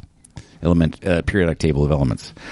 Fe is iron, Li is lithium, Na is sodium. So that's blood, meth, and tears, which is a really cool way of finishing that. I thought it just sounded French, like Feni. No, it's blood, meth, and tears is what it's meant to be. Yeah, I did not know that, honestly. Yeah, I really like that because it's exactly blood, meth, and tears is everything. That's a great way to describe this show. That is the show's ending. Yeah. And I will say we get the 2 main characters who have been aligned for literally 5 seasons on this have a bit of a falling out. Yeah. And you see that fallout. Now, I'm going to ask you this, though, about this. Yeah. Did they ruin the finale of this show by coming out by doing the follow-up? And to me, it's kind of, they did. It's exactly what I said. I don't really count. I never actually watched that. You should watch it. It's pretty good. Is it like... Yeah, it's pretty good. That's the thing. It will take away... It picks up right where the finale is. Yeah, but then it takes away from that finale. When you have that chef's kiss walk away. Yeah. Right? It's hard to meander that with them just wanting more money. It's good, though. Number 3. Sorry, it's number 3. Let's do it again. Number 3. Well done. You're up. No, you're up. I just talked about Breaking Bad. Number 4, Breaking Bad? Oh, wait. Number 3? You just did number 3? Oh, that's right. You did number 3. See, this is why we got close to the same one, but then you did number 3, Breaking Bad. Yeah. My number 3, you're not going to be happy about it, okay, is Avatar: The Last Airbender. The cartoon. The cartoon. Yeah, I'm not an Avatar, The Last Airbender guy, but I'm not shaming your pick, but by any means. It's it's outstanding how some of what is obviously a youth cartoon, but the writing that gets put into these shows, because they don't have a lot of oversight, because these production companies, they don't give a fuck about the cartoons. They're just like, no, I want a cartoon, I want syndication, get it out there, 64 episodes a year, go. But the people who were behind this, and the people who are behind this one, you'll see again later in my list, they had their plan, they had their visions, they had their banger seasons with strong narrative arcs of different storylines, and how they intertwine stories from seasons 1, 2, and 3 to come into the back season, because it all takes place during a war, right? There's a civil war with the different tribes, if you can call it that, for everyone fighting and everything building around a celestial event that will assist the bad guys to basically win. Okay. And how they kind of go around doing it. I think they saved all their money for their final. So the Sozin's Comet Part 1, 2, 3, 4 is the kind of the last narrative arc of the show, and I think they saved all their money because their dump of art into the show, and we're still talking like anime art, not all CG bullshit, none of that. The art they put in to pick up elements of just earth, fire, and water, and wind, obviously, and how they tie this story together from the ceilings to the front end, and it is perfect closure. There's emotional scenes left, right, and center. The main character, who is the Avatar, is laid out in such a way. Like the first episode, he's so fucking annoying. He's a little tiny kid, bald kid, who is a child. He's just be an annoying fucking kid. And even the people who are with him are like, you need to focus up, man. Like, and it's because he needs to be the one to save everyone, right? As the Avatar, he's basically the holy figure that comes and has to save everything. But he's a kid at the beginning who just wants to do kid shit, and everyone around him's like, you need to fucking smarten up because you need to go save this world. Yeah. And he's like, nah, I'll do it. Fuck, I'm great. That's fine. Like, I'm a kid, with that child confidence. Yeah. But they just spend those 3 seasons just him stumble fucking his way through as a kid and really earning that last part, and not just all of a sudden showing up and being like, oh, I can do this now, blah, blah, away we go. It's a surprisingly deep narrative watch for what was a youth cartoon show. So I've got the guess of what your future number 1 might be. Okay. Yeah. Number 2. I think, okay, look at me. Yeah. Look at me. Yeah. I think we have the same one. No, we don't. I think we do. There's no chance you have this one. No chance? I don't think you do. I think we have the same one. I think I love this this show more than you love this show. Okay, go ahead. It's Spartacus. Oh, I almost put Spartacus on my list. Yeah. I just cut it off, but go ahead. Listen, I don't have to worry about spoilers on this, because if you don't know what happened to Spartacus, then yeah. Okay, listen. First off, I am in love with Spartacus. I've rewatched this series front to back 3 times. It's a good show. I love this show. Yeah. Okay, and for a show that's so just overtly sexual and violent, it has really great character moments. And I'm just going to talk about one character moment, which is phenomenal. Yeah. And that is Lucy Lawless's demise in this show. Yeah. Because that whole season leads up to this moment where she does she's a banger in she this does show, the too. most horrible shit to Ilithia. Remember that? Yeah. And then finishes her, because you had a whole season of, you're like, oh my god, she's crazy. Yeah. And then bam, she does that thing. I'm like, oh wow, this is amazing. Anyway, that's not the finale though. Finale in this movie, again, you have Spartacus. The best part about this finale is that you believed that, because there's a known outcome. There's a historical known outcome here. Yeah. To all these characters, and this finale had you believing that wouldn't happen. Oh yeah, yeah. You know what I mean? Yeah, I can see that, yeah. Like you're like, Yeah, oh, you think he's gonna fucking make it, right? Like, yeah, and then he doesn't. He doesn't make it. And that's Spoilers. okay. I mean, Marcus Crassus, comes and you right? Yeah. But some people do make it, and some people come. How do I put it? It has the great battle that you wanted. Like, Yep. it's leading to this big ass battle. The battle comes through.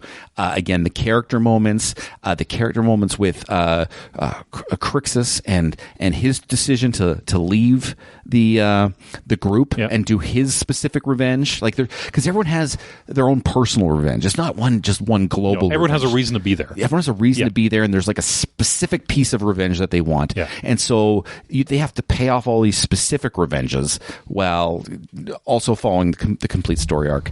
And then it ends, and you're just like, when it ends, you're just so deflated that it's over. You're like, God damn it! I want this to go on forever. And it's super well filmed. Yeah, right. Like it was a very well filmed, so good show. It looks very good. You can thank 300 for this film style. Like the movie 300. I think as much as everyone loves 300. I think Spartacus does it better. Way better. They stand on the shoulders of 300. Way better. Yeah, it looks fantastic. Yeah. No, it is to Rome what Band of Brothers is to World War II. Yeah, is the closest comparison. Yeah, that's a great. Easily. Yeah, okay. Yeah, I'll accept that.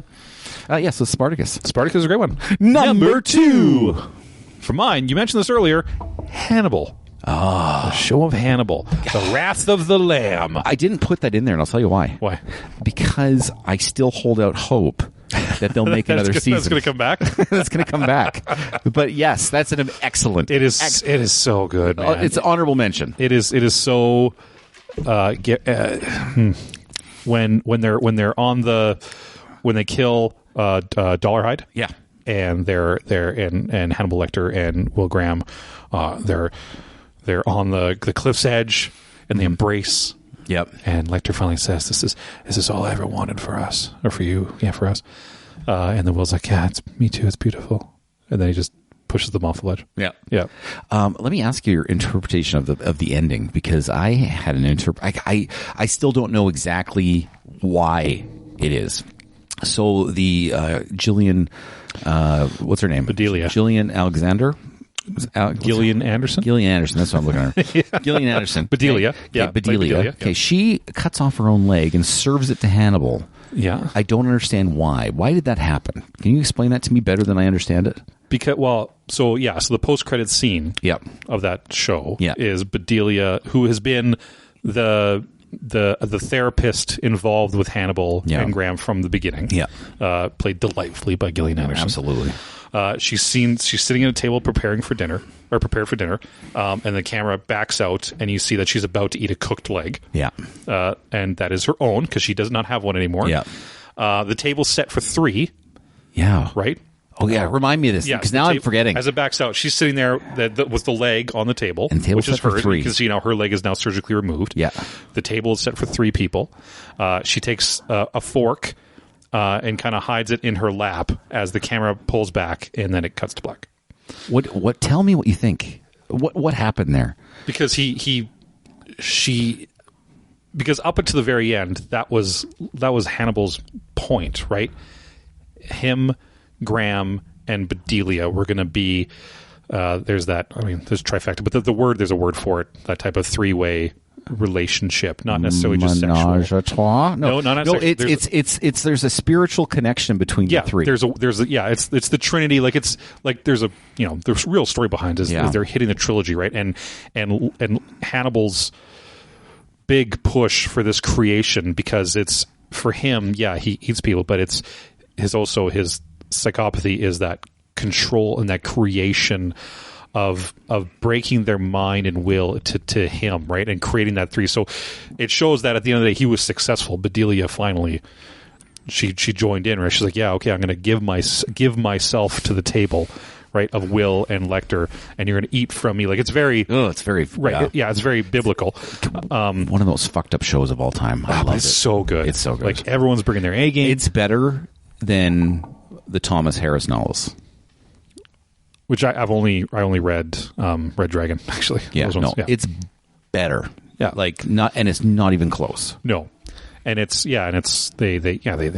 kill together. What's the movie I watched recently that was written by Thomas Harris? Do you remember? We watched it. I brought it to the table. We talked about it. What fucking movie was that? And I was like, what's gonna bug me? Was it the wine one? The wine? Yeah, wine one. So I can look it up. It's going to bug me. I can go to IMDb and have a look at what he's done since then. Yeah. There's a movie that came out recently. It was a good bearded guy. Last couple months, I think.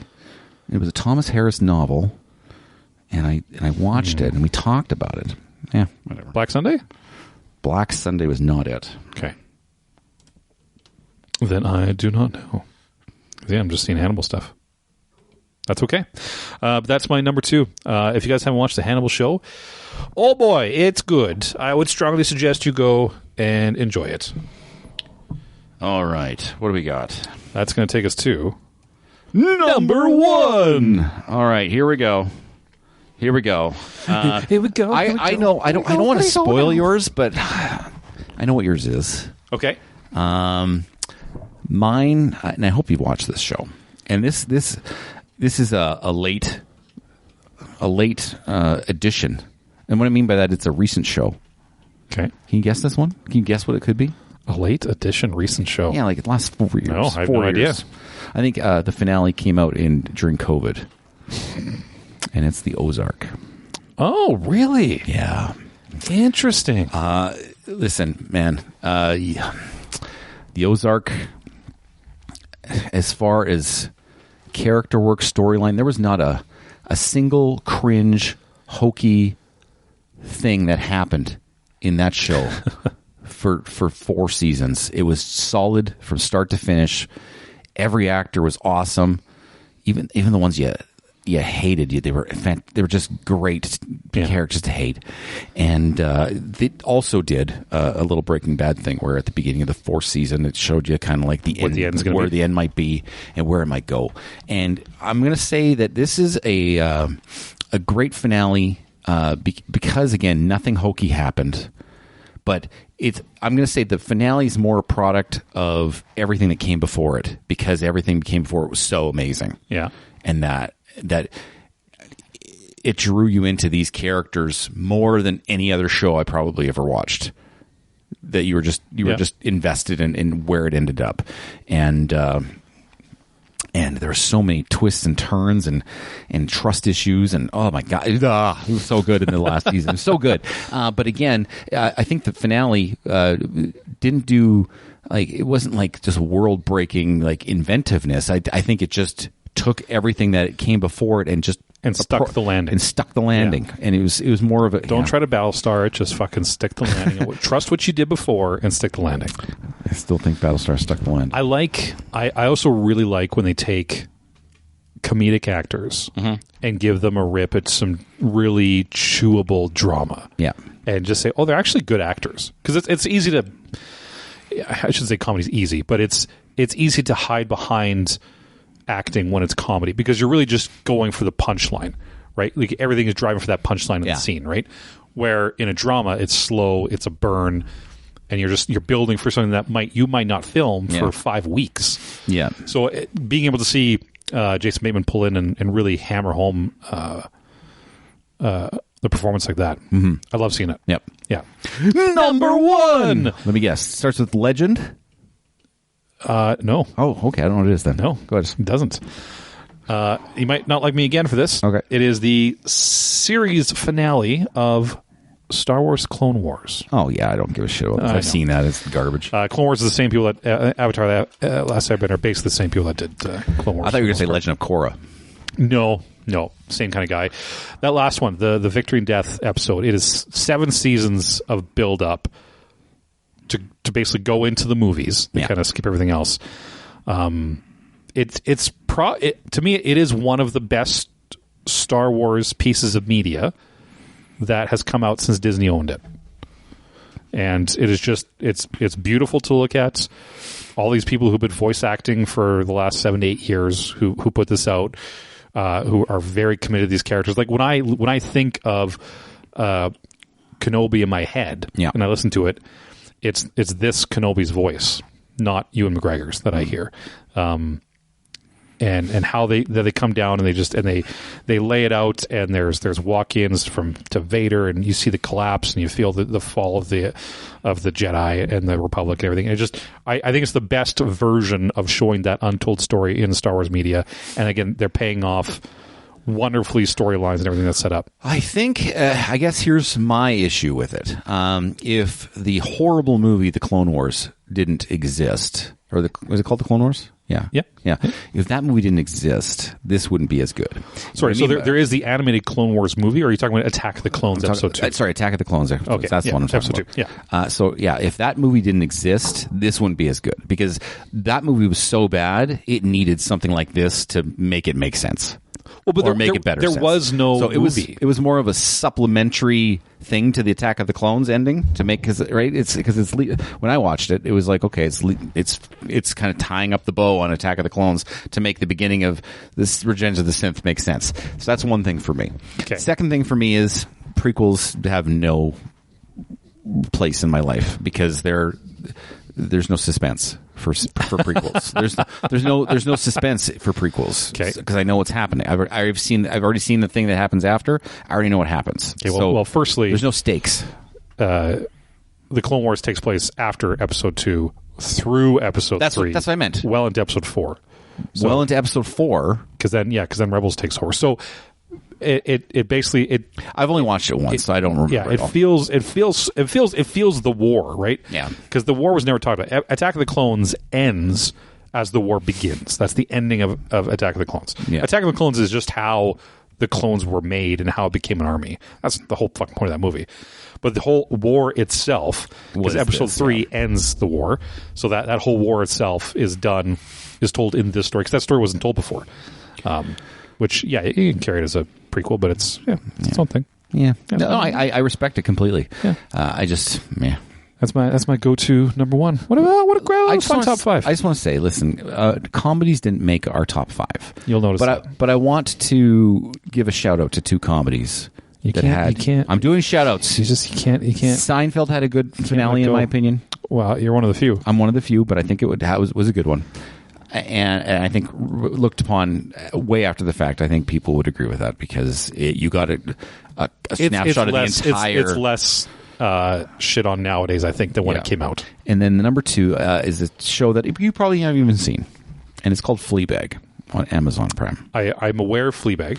Fleabag is only 2 seasons. And one of the best shows. The Priest, right? Yeah. And one of the best shows I've ever seen. Yeah. It's awesome. And the finale of that show is very, very good. You'll get over it. I'll get over that show? No, that's not what he says. He says you'll get over it. Yeah. Okay, sorry. Yeah. It's fantastic, that show. Yeah, that's our top 5. Top 5. If you want to tell us what your favorite top 5 series are, then let us know and tell us why we're all right, and you're just going to be picking the ones that we did. I don't think we forgot anything major. No. I said, what was one I took out to put I remembered Ozark very late in the process. Like everyone, and I took out, what was it? I don't remember. Anyway, but it's hard to do. It's hard to. It is hard to end a series well. Yeah. Like look at Lost. Look at fucking ER. Look at fucking. How did ER end? Terribly. Nobody liked it. Tell me what. I don't know why. Oh, okay. Just everyone hated it. Everyone freaked the fuck out about it. Yeah. Game of Thrones. Right. Yeah, I think it's hard to end shit well. Here's the problem. I think with Game of Thrones, I think that if people are less angry about the content of the ending, but more that it was done in a short period of time. If that ending was built more over more episodes, I think people would have accepted the results a lot better. It was a crash cut ending. Faux show. Yeah. And I don't think it was the content. I think it was the amount of time that it took place in. Corbyn, you went somewhere. We'll talk about that in a sec, because I want to announce something really quickly. Oh, announcements? Yeah, just a medical announcement. A medical announcement? Yeah, I just want to tell everybody, I have what's called an enlarged prostate. Do you want to check? No, I have one for sure. Okay. And what that does is it puts pressure on the bladder, and I can't hold my pee as long as other people can. But then here's the weird part. Yeah. When I pee, it takes me longer to pee, because it's not only pushing on the bladder, it's also closing the exit, squeezing your urethra. It's closing the exit path, yeah. And so I take forever to pee. So the more urine I have in my bladder, the longer it takes me to pee. Which obviously that makes sense. Volume, yeah, that's how volume works. But it takes way longer. Why am I telling you this? It's because I have to pause this podcast to go to the bathroom. So it'll be a quick pause for our listeners, but I want you to think about things. In a world where that podcasters need to pee during a recording, we ask ourselves the question, how long does Corbyn need? Longer than you'd think. Yeah. Okay, so I'll explain this to you. I can explain you off air. So it comes to bite me, okay? Yeah. Because when I'm like at a long movie, okay? So when my bladder fills, before the enlarged prostate, okay, I could still hold it, and that was cool.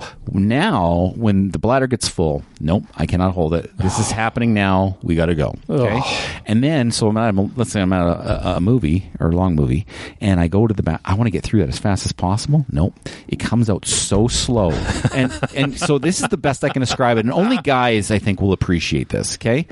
Sometimes it comes out so slow. Yeah.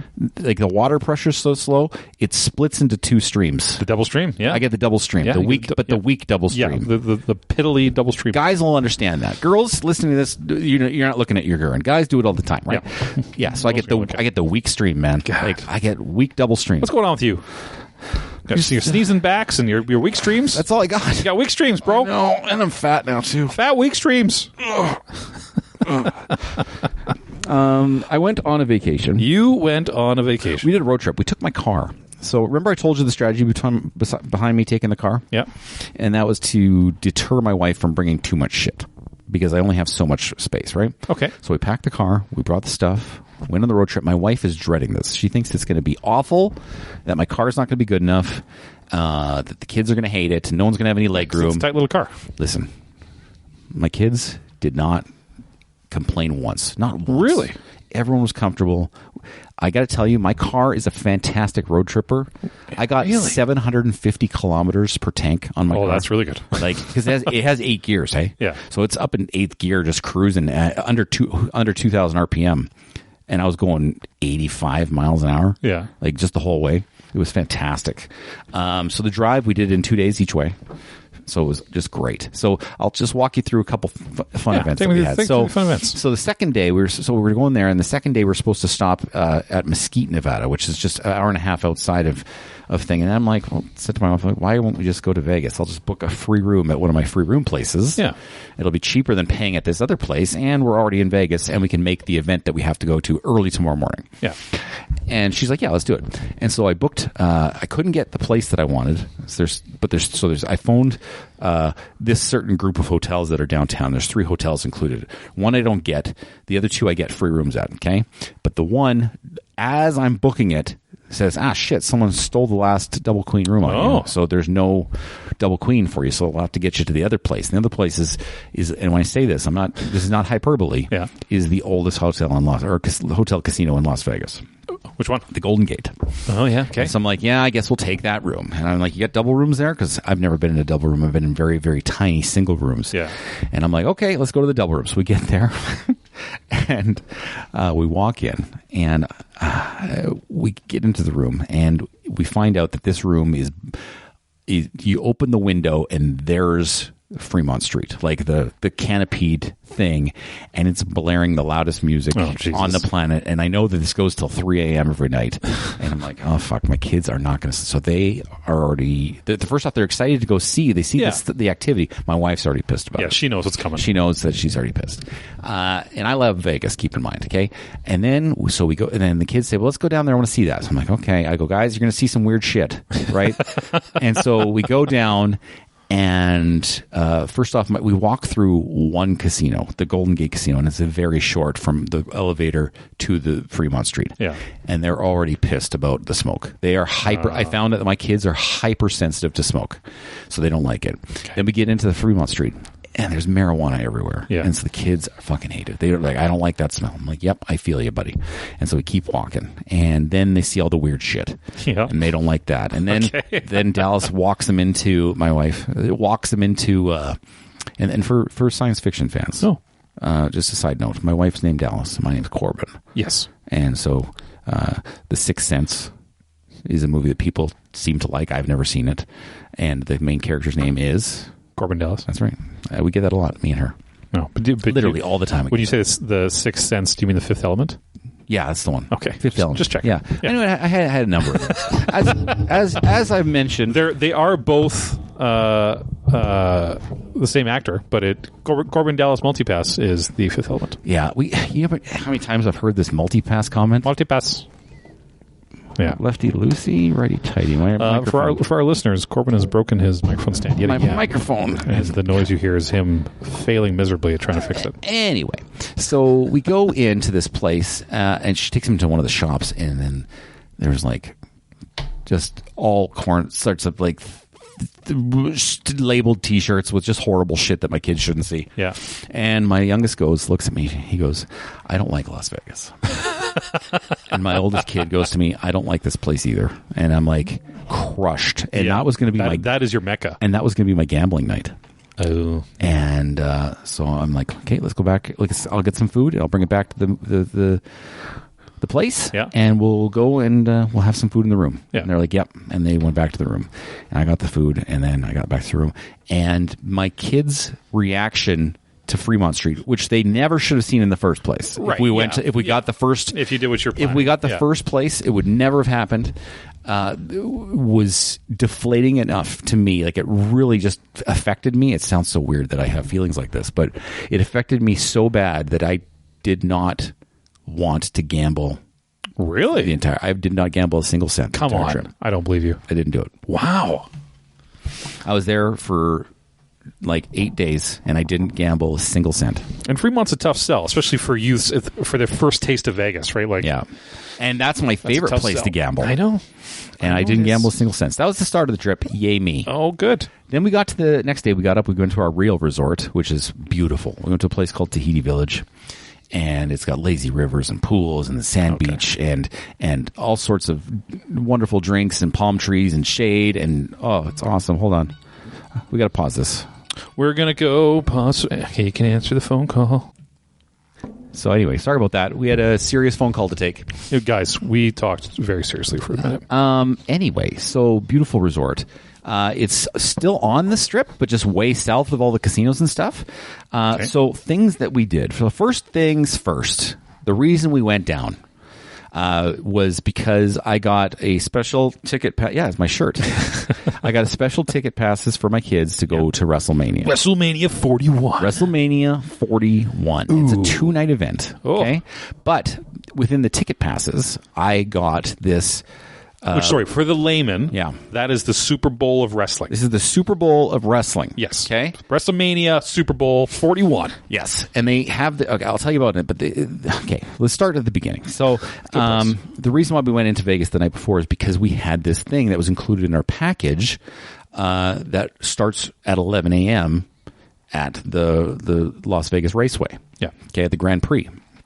Okay, and so we went to the Grand Prix, and we had these backstage tickets, okay, or passes, Yep. and it was a all-you-can-eat, all-you-can-drink, included, like, and fantastic food. And I'm drinking my beers, and it was fantastic. Yeah. And it was an appearance by my son's favorite guy, okay, and so he got to see his favorite guy up close. He was very excited about it. Got to go shake hands, that kind of Not close? shake hands, but very, very close proximity. He was on stage, and my kid was right there. Oh, okay. Okay, so Gotcha. my son, ecstatic just to start the trip after the dismal After that first night, yeah.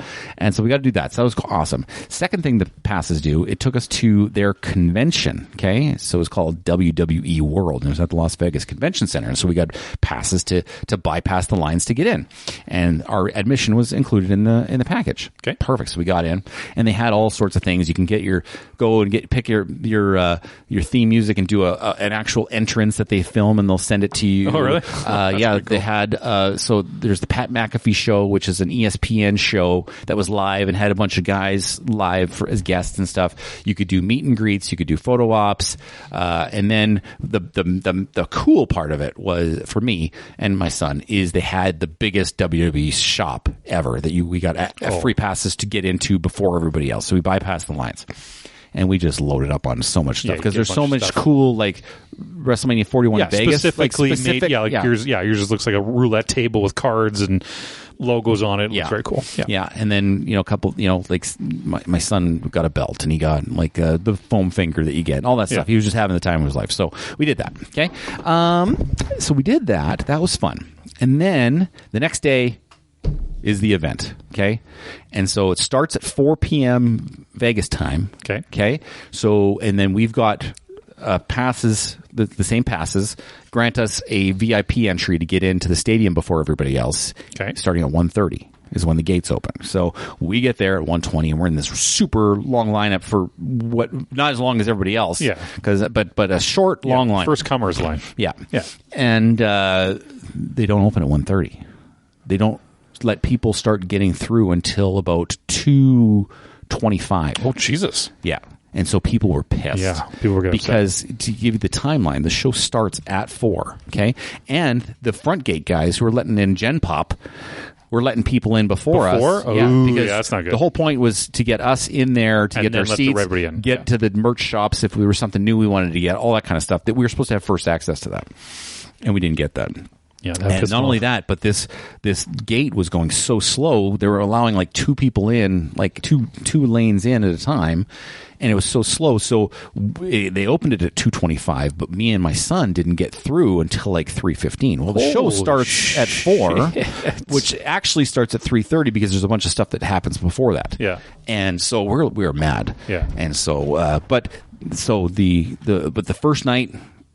Just the spectacle, because for those who don't know, they held it in the Allegiant Stadium. It's a football stadium for the Las Vegas Raiders, and I'll show you photos and stuff after.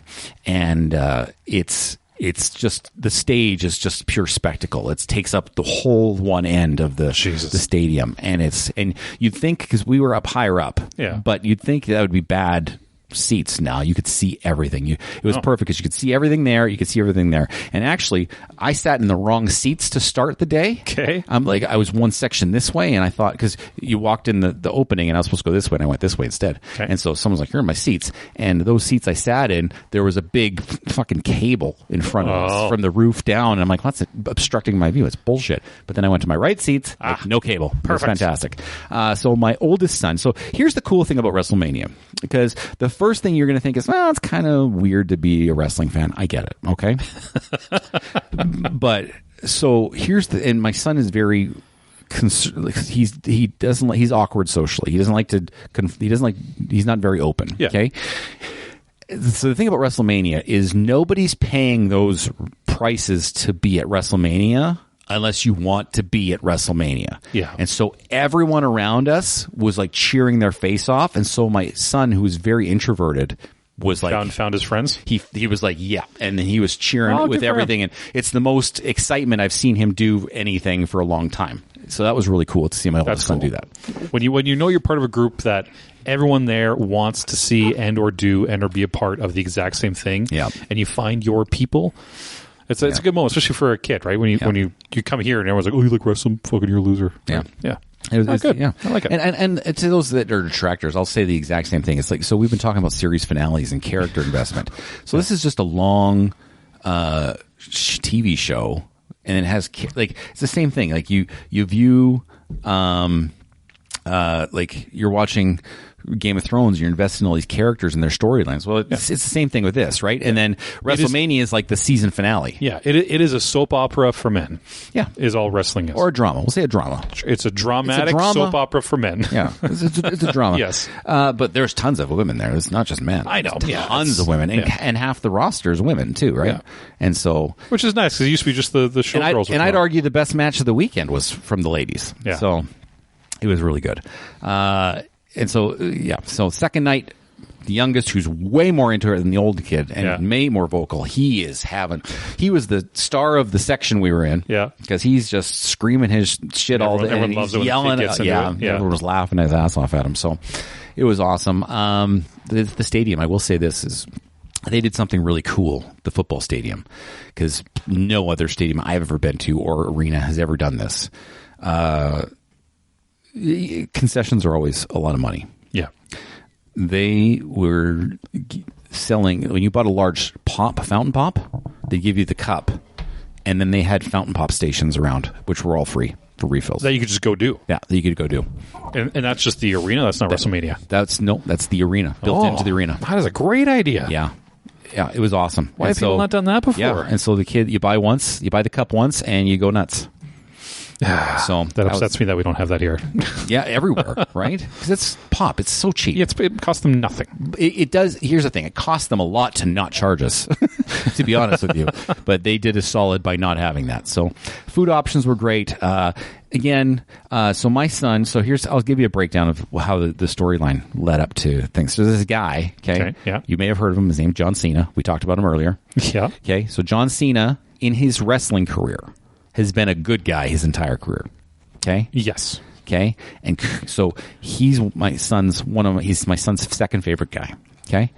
And his favorite guy is the champion. Okay? And his champion's like classic, like shiny smile. Good guy. And who's that? His name's Cody Rhodes. Cody Rhodes. Okay. Yeah, you know Dusty Rhodes, like the American Dream? That's his son. Okay? Oh, okay. Anyway, so about a month ago, The Rock convinces John Cena to turn into a bad guy for the first time. Turn heel. In his first time in 25 years. Son of a bitch. And so Cooper, my son, is very torn about this because he has a John Cena and a Cody Rhodes shirt. And so so Cody lost to John Cena. Spoiler alert. Okay, yeah. And he was fucking pissed. Night 2, John Cena beat him. I'm going to show you the picture of him. because you can't see it at home. But if you just want me to send it to you, just text me and I'll send it to you if you're listening. Because my kid was so fucking mad at this the second it happened. Like, that's the picture right there. Oh, God. Everyone around you is fucking pissed. Yeah, especially your kid. My kid was very mad. Oh, Jeebus. Yeah, he was not having it. And so my oldest kid's kind of a dick, right? Okay. He likes to start trouble and annoy people. Yeah. And so we walked into the hotel room or our resort room when we came back from WrestleMania, and he's playing John Cena's theme music on his phone. Ooh. And that just set my youngest off. He's like, motherfucker. Like if he was swearing, he would have been swearing. Like he was like, he literally just attacked my son, like my other son. It was hilarious. Anyway, funny. Cool experience. I got to tell you, the cool thing about the WrestleMania is that, again, it's the stage that they set up. Yeah. And it's how every person gets a special grand style entrance. Yep. When they're on the big stage. You get your walk-in music. Because right? because this is every wrestler's dream, if you want to be a wrestler, is to be in WrestleMania. Right. That's it. That's it. And so all these people are doing it, and they get these grand entrances, and it's just really cool. And so that was the coolest part. And then the second part was how into the crowd was, and loud and sprawling, and like this 62,000 people. Yeah. And it was crazy. So really awesome. Rest of the week was just chilling by the pool and whatever, right? We did go to an all-you-can-eat seafood place. That was fun. Where was that at? It was in Chinatown. Okay. And it was called the Crab and Spice. That would make sense. So if you got like 4 people in your family, it's going to be a little expensive. But 2 people is probably manageable. So what did your wife do while you guys were doing the WrestleMania stuff? I don't know. I think she was at the pool or something. Okay, fair enough. I think she's at the pool.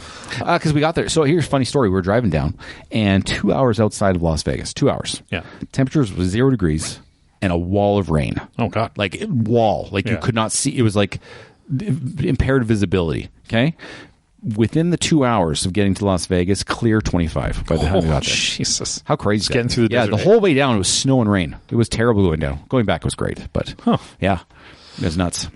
And now for how high would you rate that as a father-son moment, like getting to take your 2 boys one at a time? This is 10 out of 10. To WrestleMania. Yeah, 10 out of 10. Yeah. Yeah, because again, this is like the Super Bowl. Yeah. And like, listen, I've wanted to go to a WrestleMania since I was in grade 3. Yeah. Because again, this is like, and Las Vegas, it being in Las Vegas is the only reason I pulled the trigger on it. Because to make it simple, like it's the most accessible city for tourists to go to things. Yep. And what I mean by that is like if you last year I was in Philadelphia.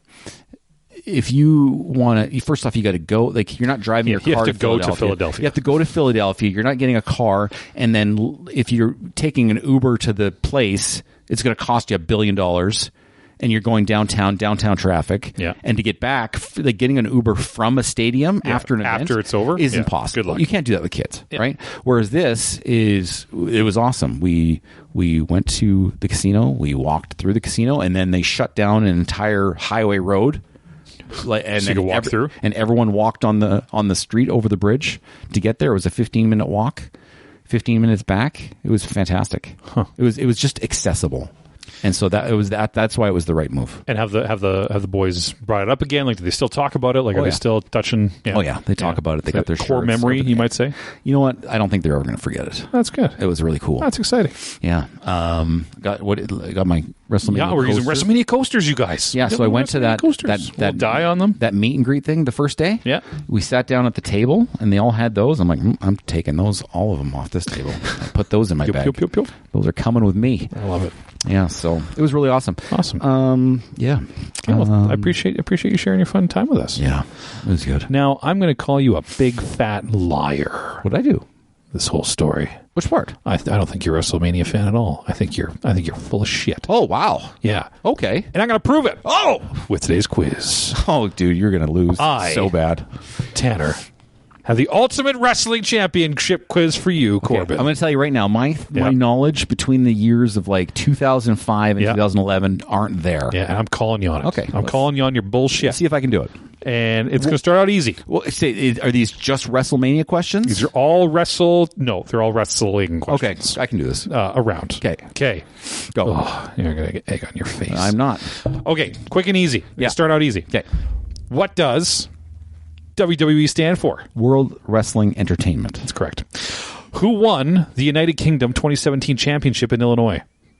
Who won the United Kingdom The championship? United Kingdom 2017 championship in Illinois. I'll make it top. I'll give you 4 to choose from because I'm a nice guy. Seth Rollins, Pete Dunne, Apollo Crews, or Dean Ambrose? Yeah, that would have been Pete Dunne. Pete Dunne? Yeah. Yeah, that's correct. Yeah. Good for you. Yeah, that's a weird way to say the championship. I'm not sure if that's was said Who won correctly. the United Kingdom 2017 championship in Illinois? That's how it was written. Yeah, I mean, I'm with you. It's a very obscure one because that's not a main. Yeah, we're starting thing. off. It's like that was like a secondary company. Told you we're giving it easy. All right, that's not easy. That was a hard one. Who is Finn Balor, better known as? Finn Balor. Finn Balor, better known as. Well, his previous name was Prince Devitt. Okay. Okay. He's also known as the Demon. The Demon King is correct. Yes. Yes. Yeah. Well done. Yeah. You did good there. I'm proud of you. Next. Yeah. At WrestleMania 33, Oh, okay, this is gonna be tough. Go ahead. who asked Nikki Bella to marry him? Nikki Bella Nikki Bella to marry him. or Brie Bella? It says Nikki Bella. It was John Cena. Correct. Yeah. Was that real life? Were they married in real life? Then they broke up. But it was a real life marriage. Yeah, they didn't. I don't think they got married. I think they just were engaged. Then they broke up. Oh, okay. Yeah, All right. But in real life, or would that be part of the show? that's real life. Okay. Interesting. Which of the following is Seth Rollins' signature move? Okay. Do you know it off the top of your head? Well, he's got a couple, but go ahead. It's gonna be the curb stomp. Is what my guess is. The King's Landing or Ripcord Knee? Yeah. The big tackle, the big tickle, No. the old peekaboo, No. or the power clap? It would be the King's one, but the first one. But in reality, it's the curb stomp. Go ahead. Okay. I see, but it's fancy names. Okay, you're doing okay so far. Yeah. Who won Yeah. the WWE World Heavyweight Championship at the 2016 Royal Rumble? Triple H. Was it? God, it was Triple H. Look at you. I'm not even giving you the options. Yeah. Where did the 2016 Royal Rumble take place? Philadelphia. Is that Beantown? Beano Town? Beantown is Boston, isn't it? Or is that Philadelphia? I think Beantown's Boston, isn't it? I thought it was in Philly. Anyway, it's not in Philly. It's in Boston. Wow. Fool. That's a tough one. You're a fool. I'm a fool. The Jetsons appeared in a WWE themed film this year.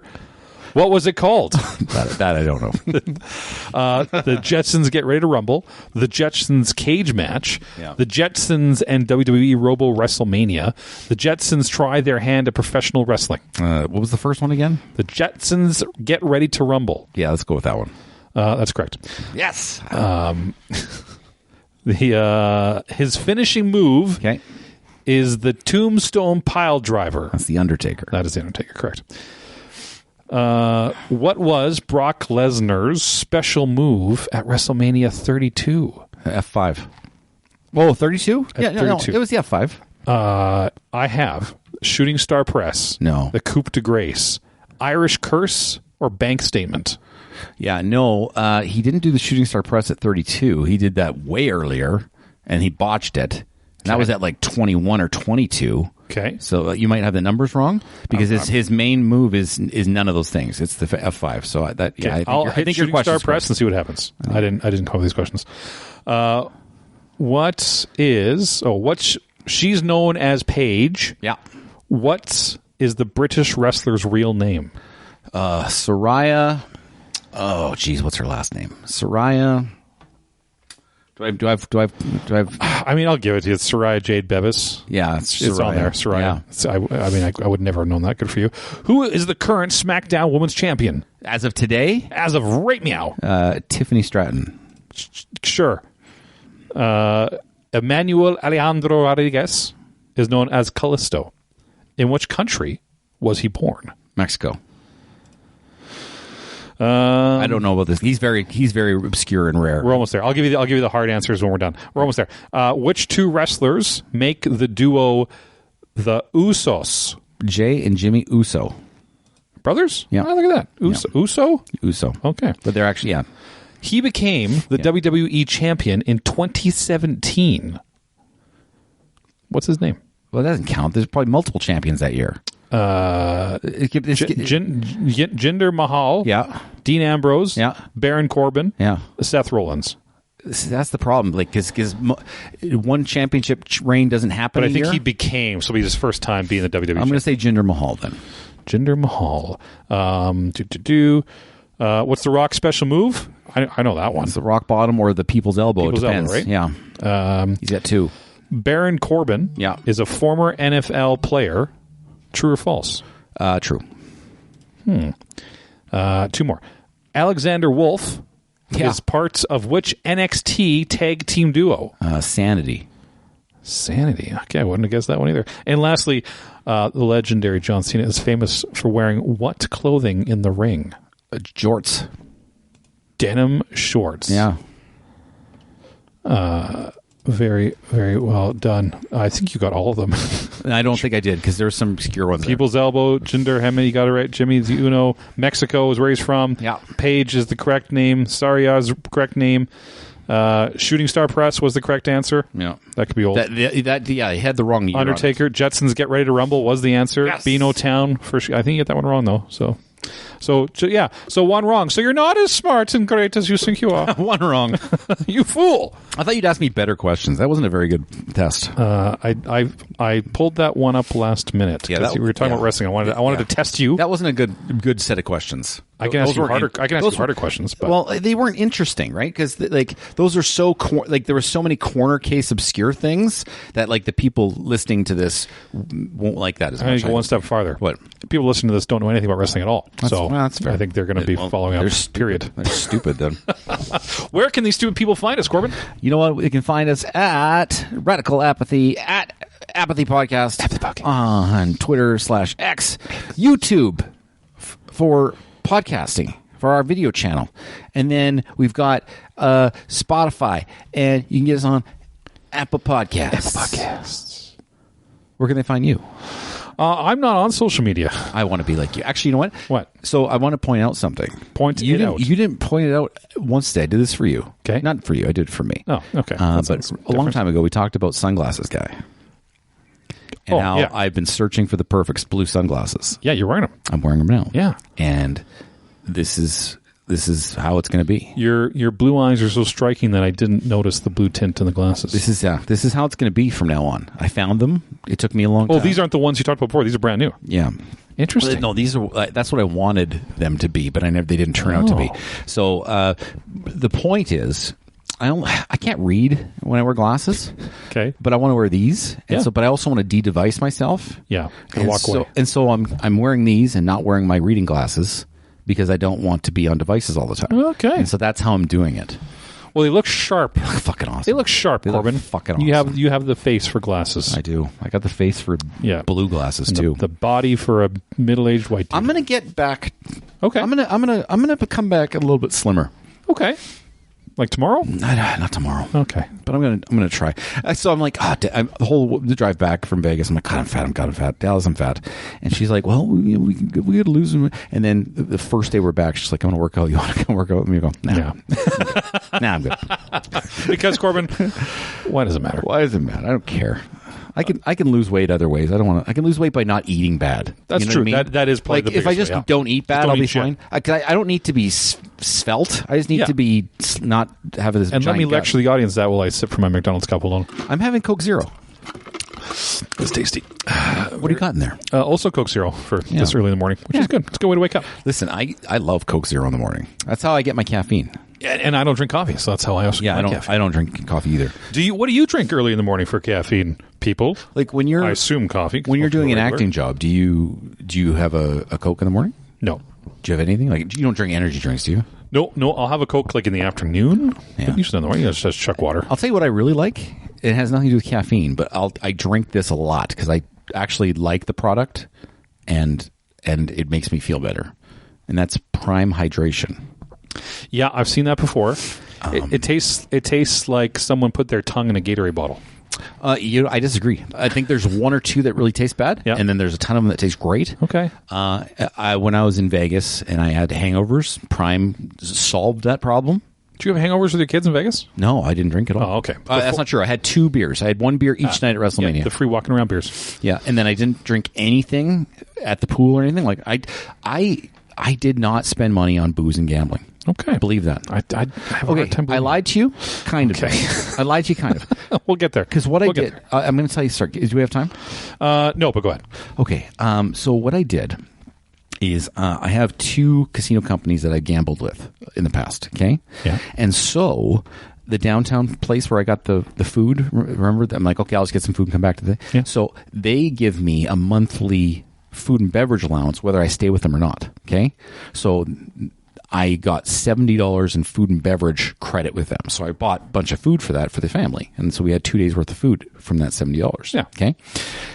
Same thing with the New York casino. Okay. They're offering me $150 food and beverage credit. Okay. And $105 in casino free play. Okay. And so I'm like, Dallas, I'm going to book a room that I'm never going to check into. Well, I'll check into it, but I'm never going to go to on the Monday that we're there. Get the food and beverage credit. So I treated myself to a giant steak dinner. Oh. Okay. And I spent all that money on myself. Yeah. Unfortunately, because there's not a lot of places I could take the kids for that money, unfortunately. Right. But I did buy my son some sandwiches. But no like deli, like pastrami Reubens, like really good sandwiches. Anyways, I got the free food, and then so the gambling part is I did gamble the $105 free play in a machine. Yeah, they gave me a free drink for that as well. But I did the machine. I would ended up after gambling all the free play, ended up getting $75 of free money out of it. But I never put any of my own money to gamble. Yeah. It's a good story. It sounds like a gambler talking his way out of gambling. But I never spent a single dollar of my own money. That's right. I never lost any money at all gambling. And I didn't put any of my own money on a table or in a machine. Not once. I support you, Corbyn. That's pretty good. For me being in Vegas, you know me. Like, that's insanity. It is. But Corbyn, why does it matter? It matters. I didn't lose money. But you know what? Okay. That's just me. I think it matters. However, I have an announcement before we go. The fourth announcement. I am going to Vegas for my birthday this year, which is in June. Right away. And I'm bringing one of our friends with us. Is it a listener? It is a listener. Gross. So Aaron B is going to come with me. Yeah. And so he's never experienced old C-Dubs, old Bonzi in Vegas before. So I don't know how that's going to work out. He's going to get a crash course. Yeah, I don't think that's going to work out well. We'll see how it goes. Calling it right now. You don't think it's going to be good? End of the friendship. It's not going to be good for him, or it's not going to be good for me? Both. Oh. What do you think is going to happen to him? To us? I'll tell you what. Okay. I will write it down on my booklet here. Okay. And I won't tell you. And then when you come back and tell me the story, I'll just show you what I wrote down now, and you'll see how close I was to it. Okay, it sounds good to me. All right, guys. Thanks so much for listening. We love all of you. Yeah. And remember, at the end of the day, it does not matter. Love you. Bye.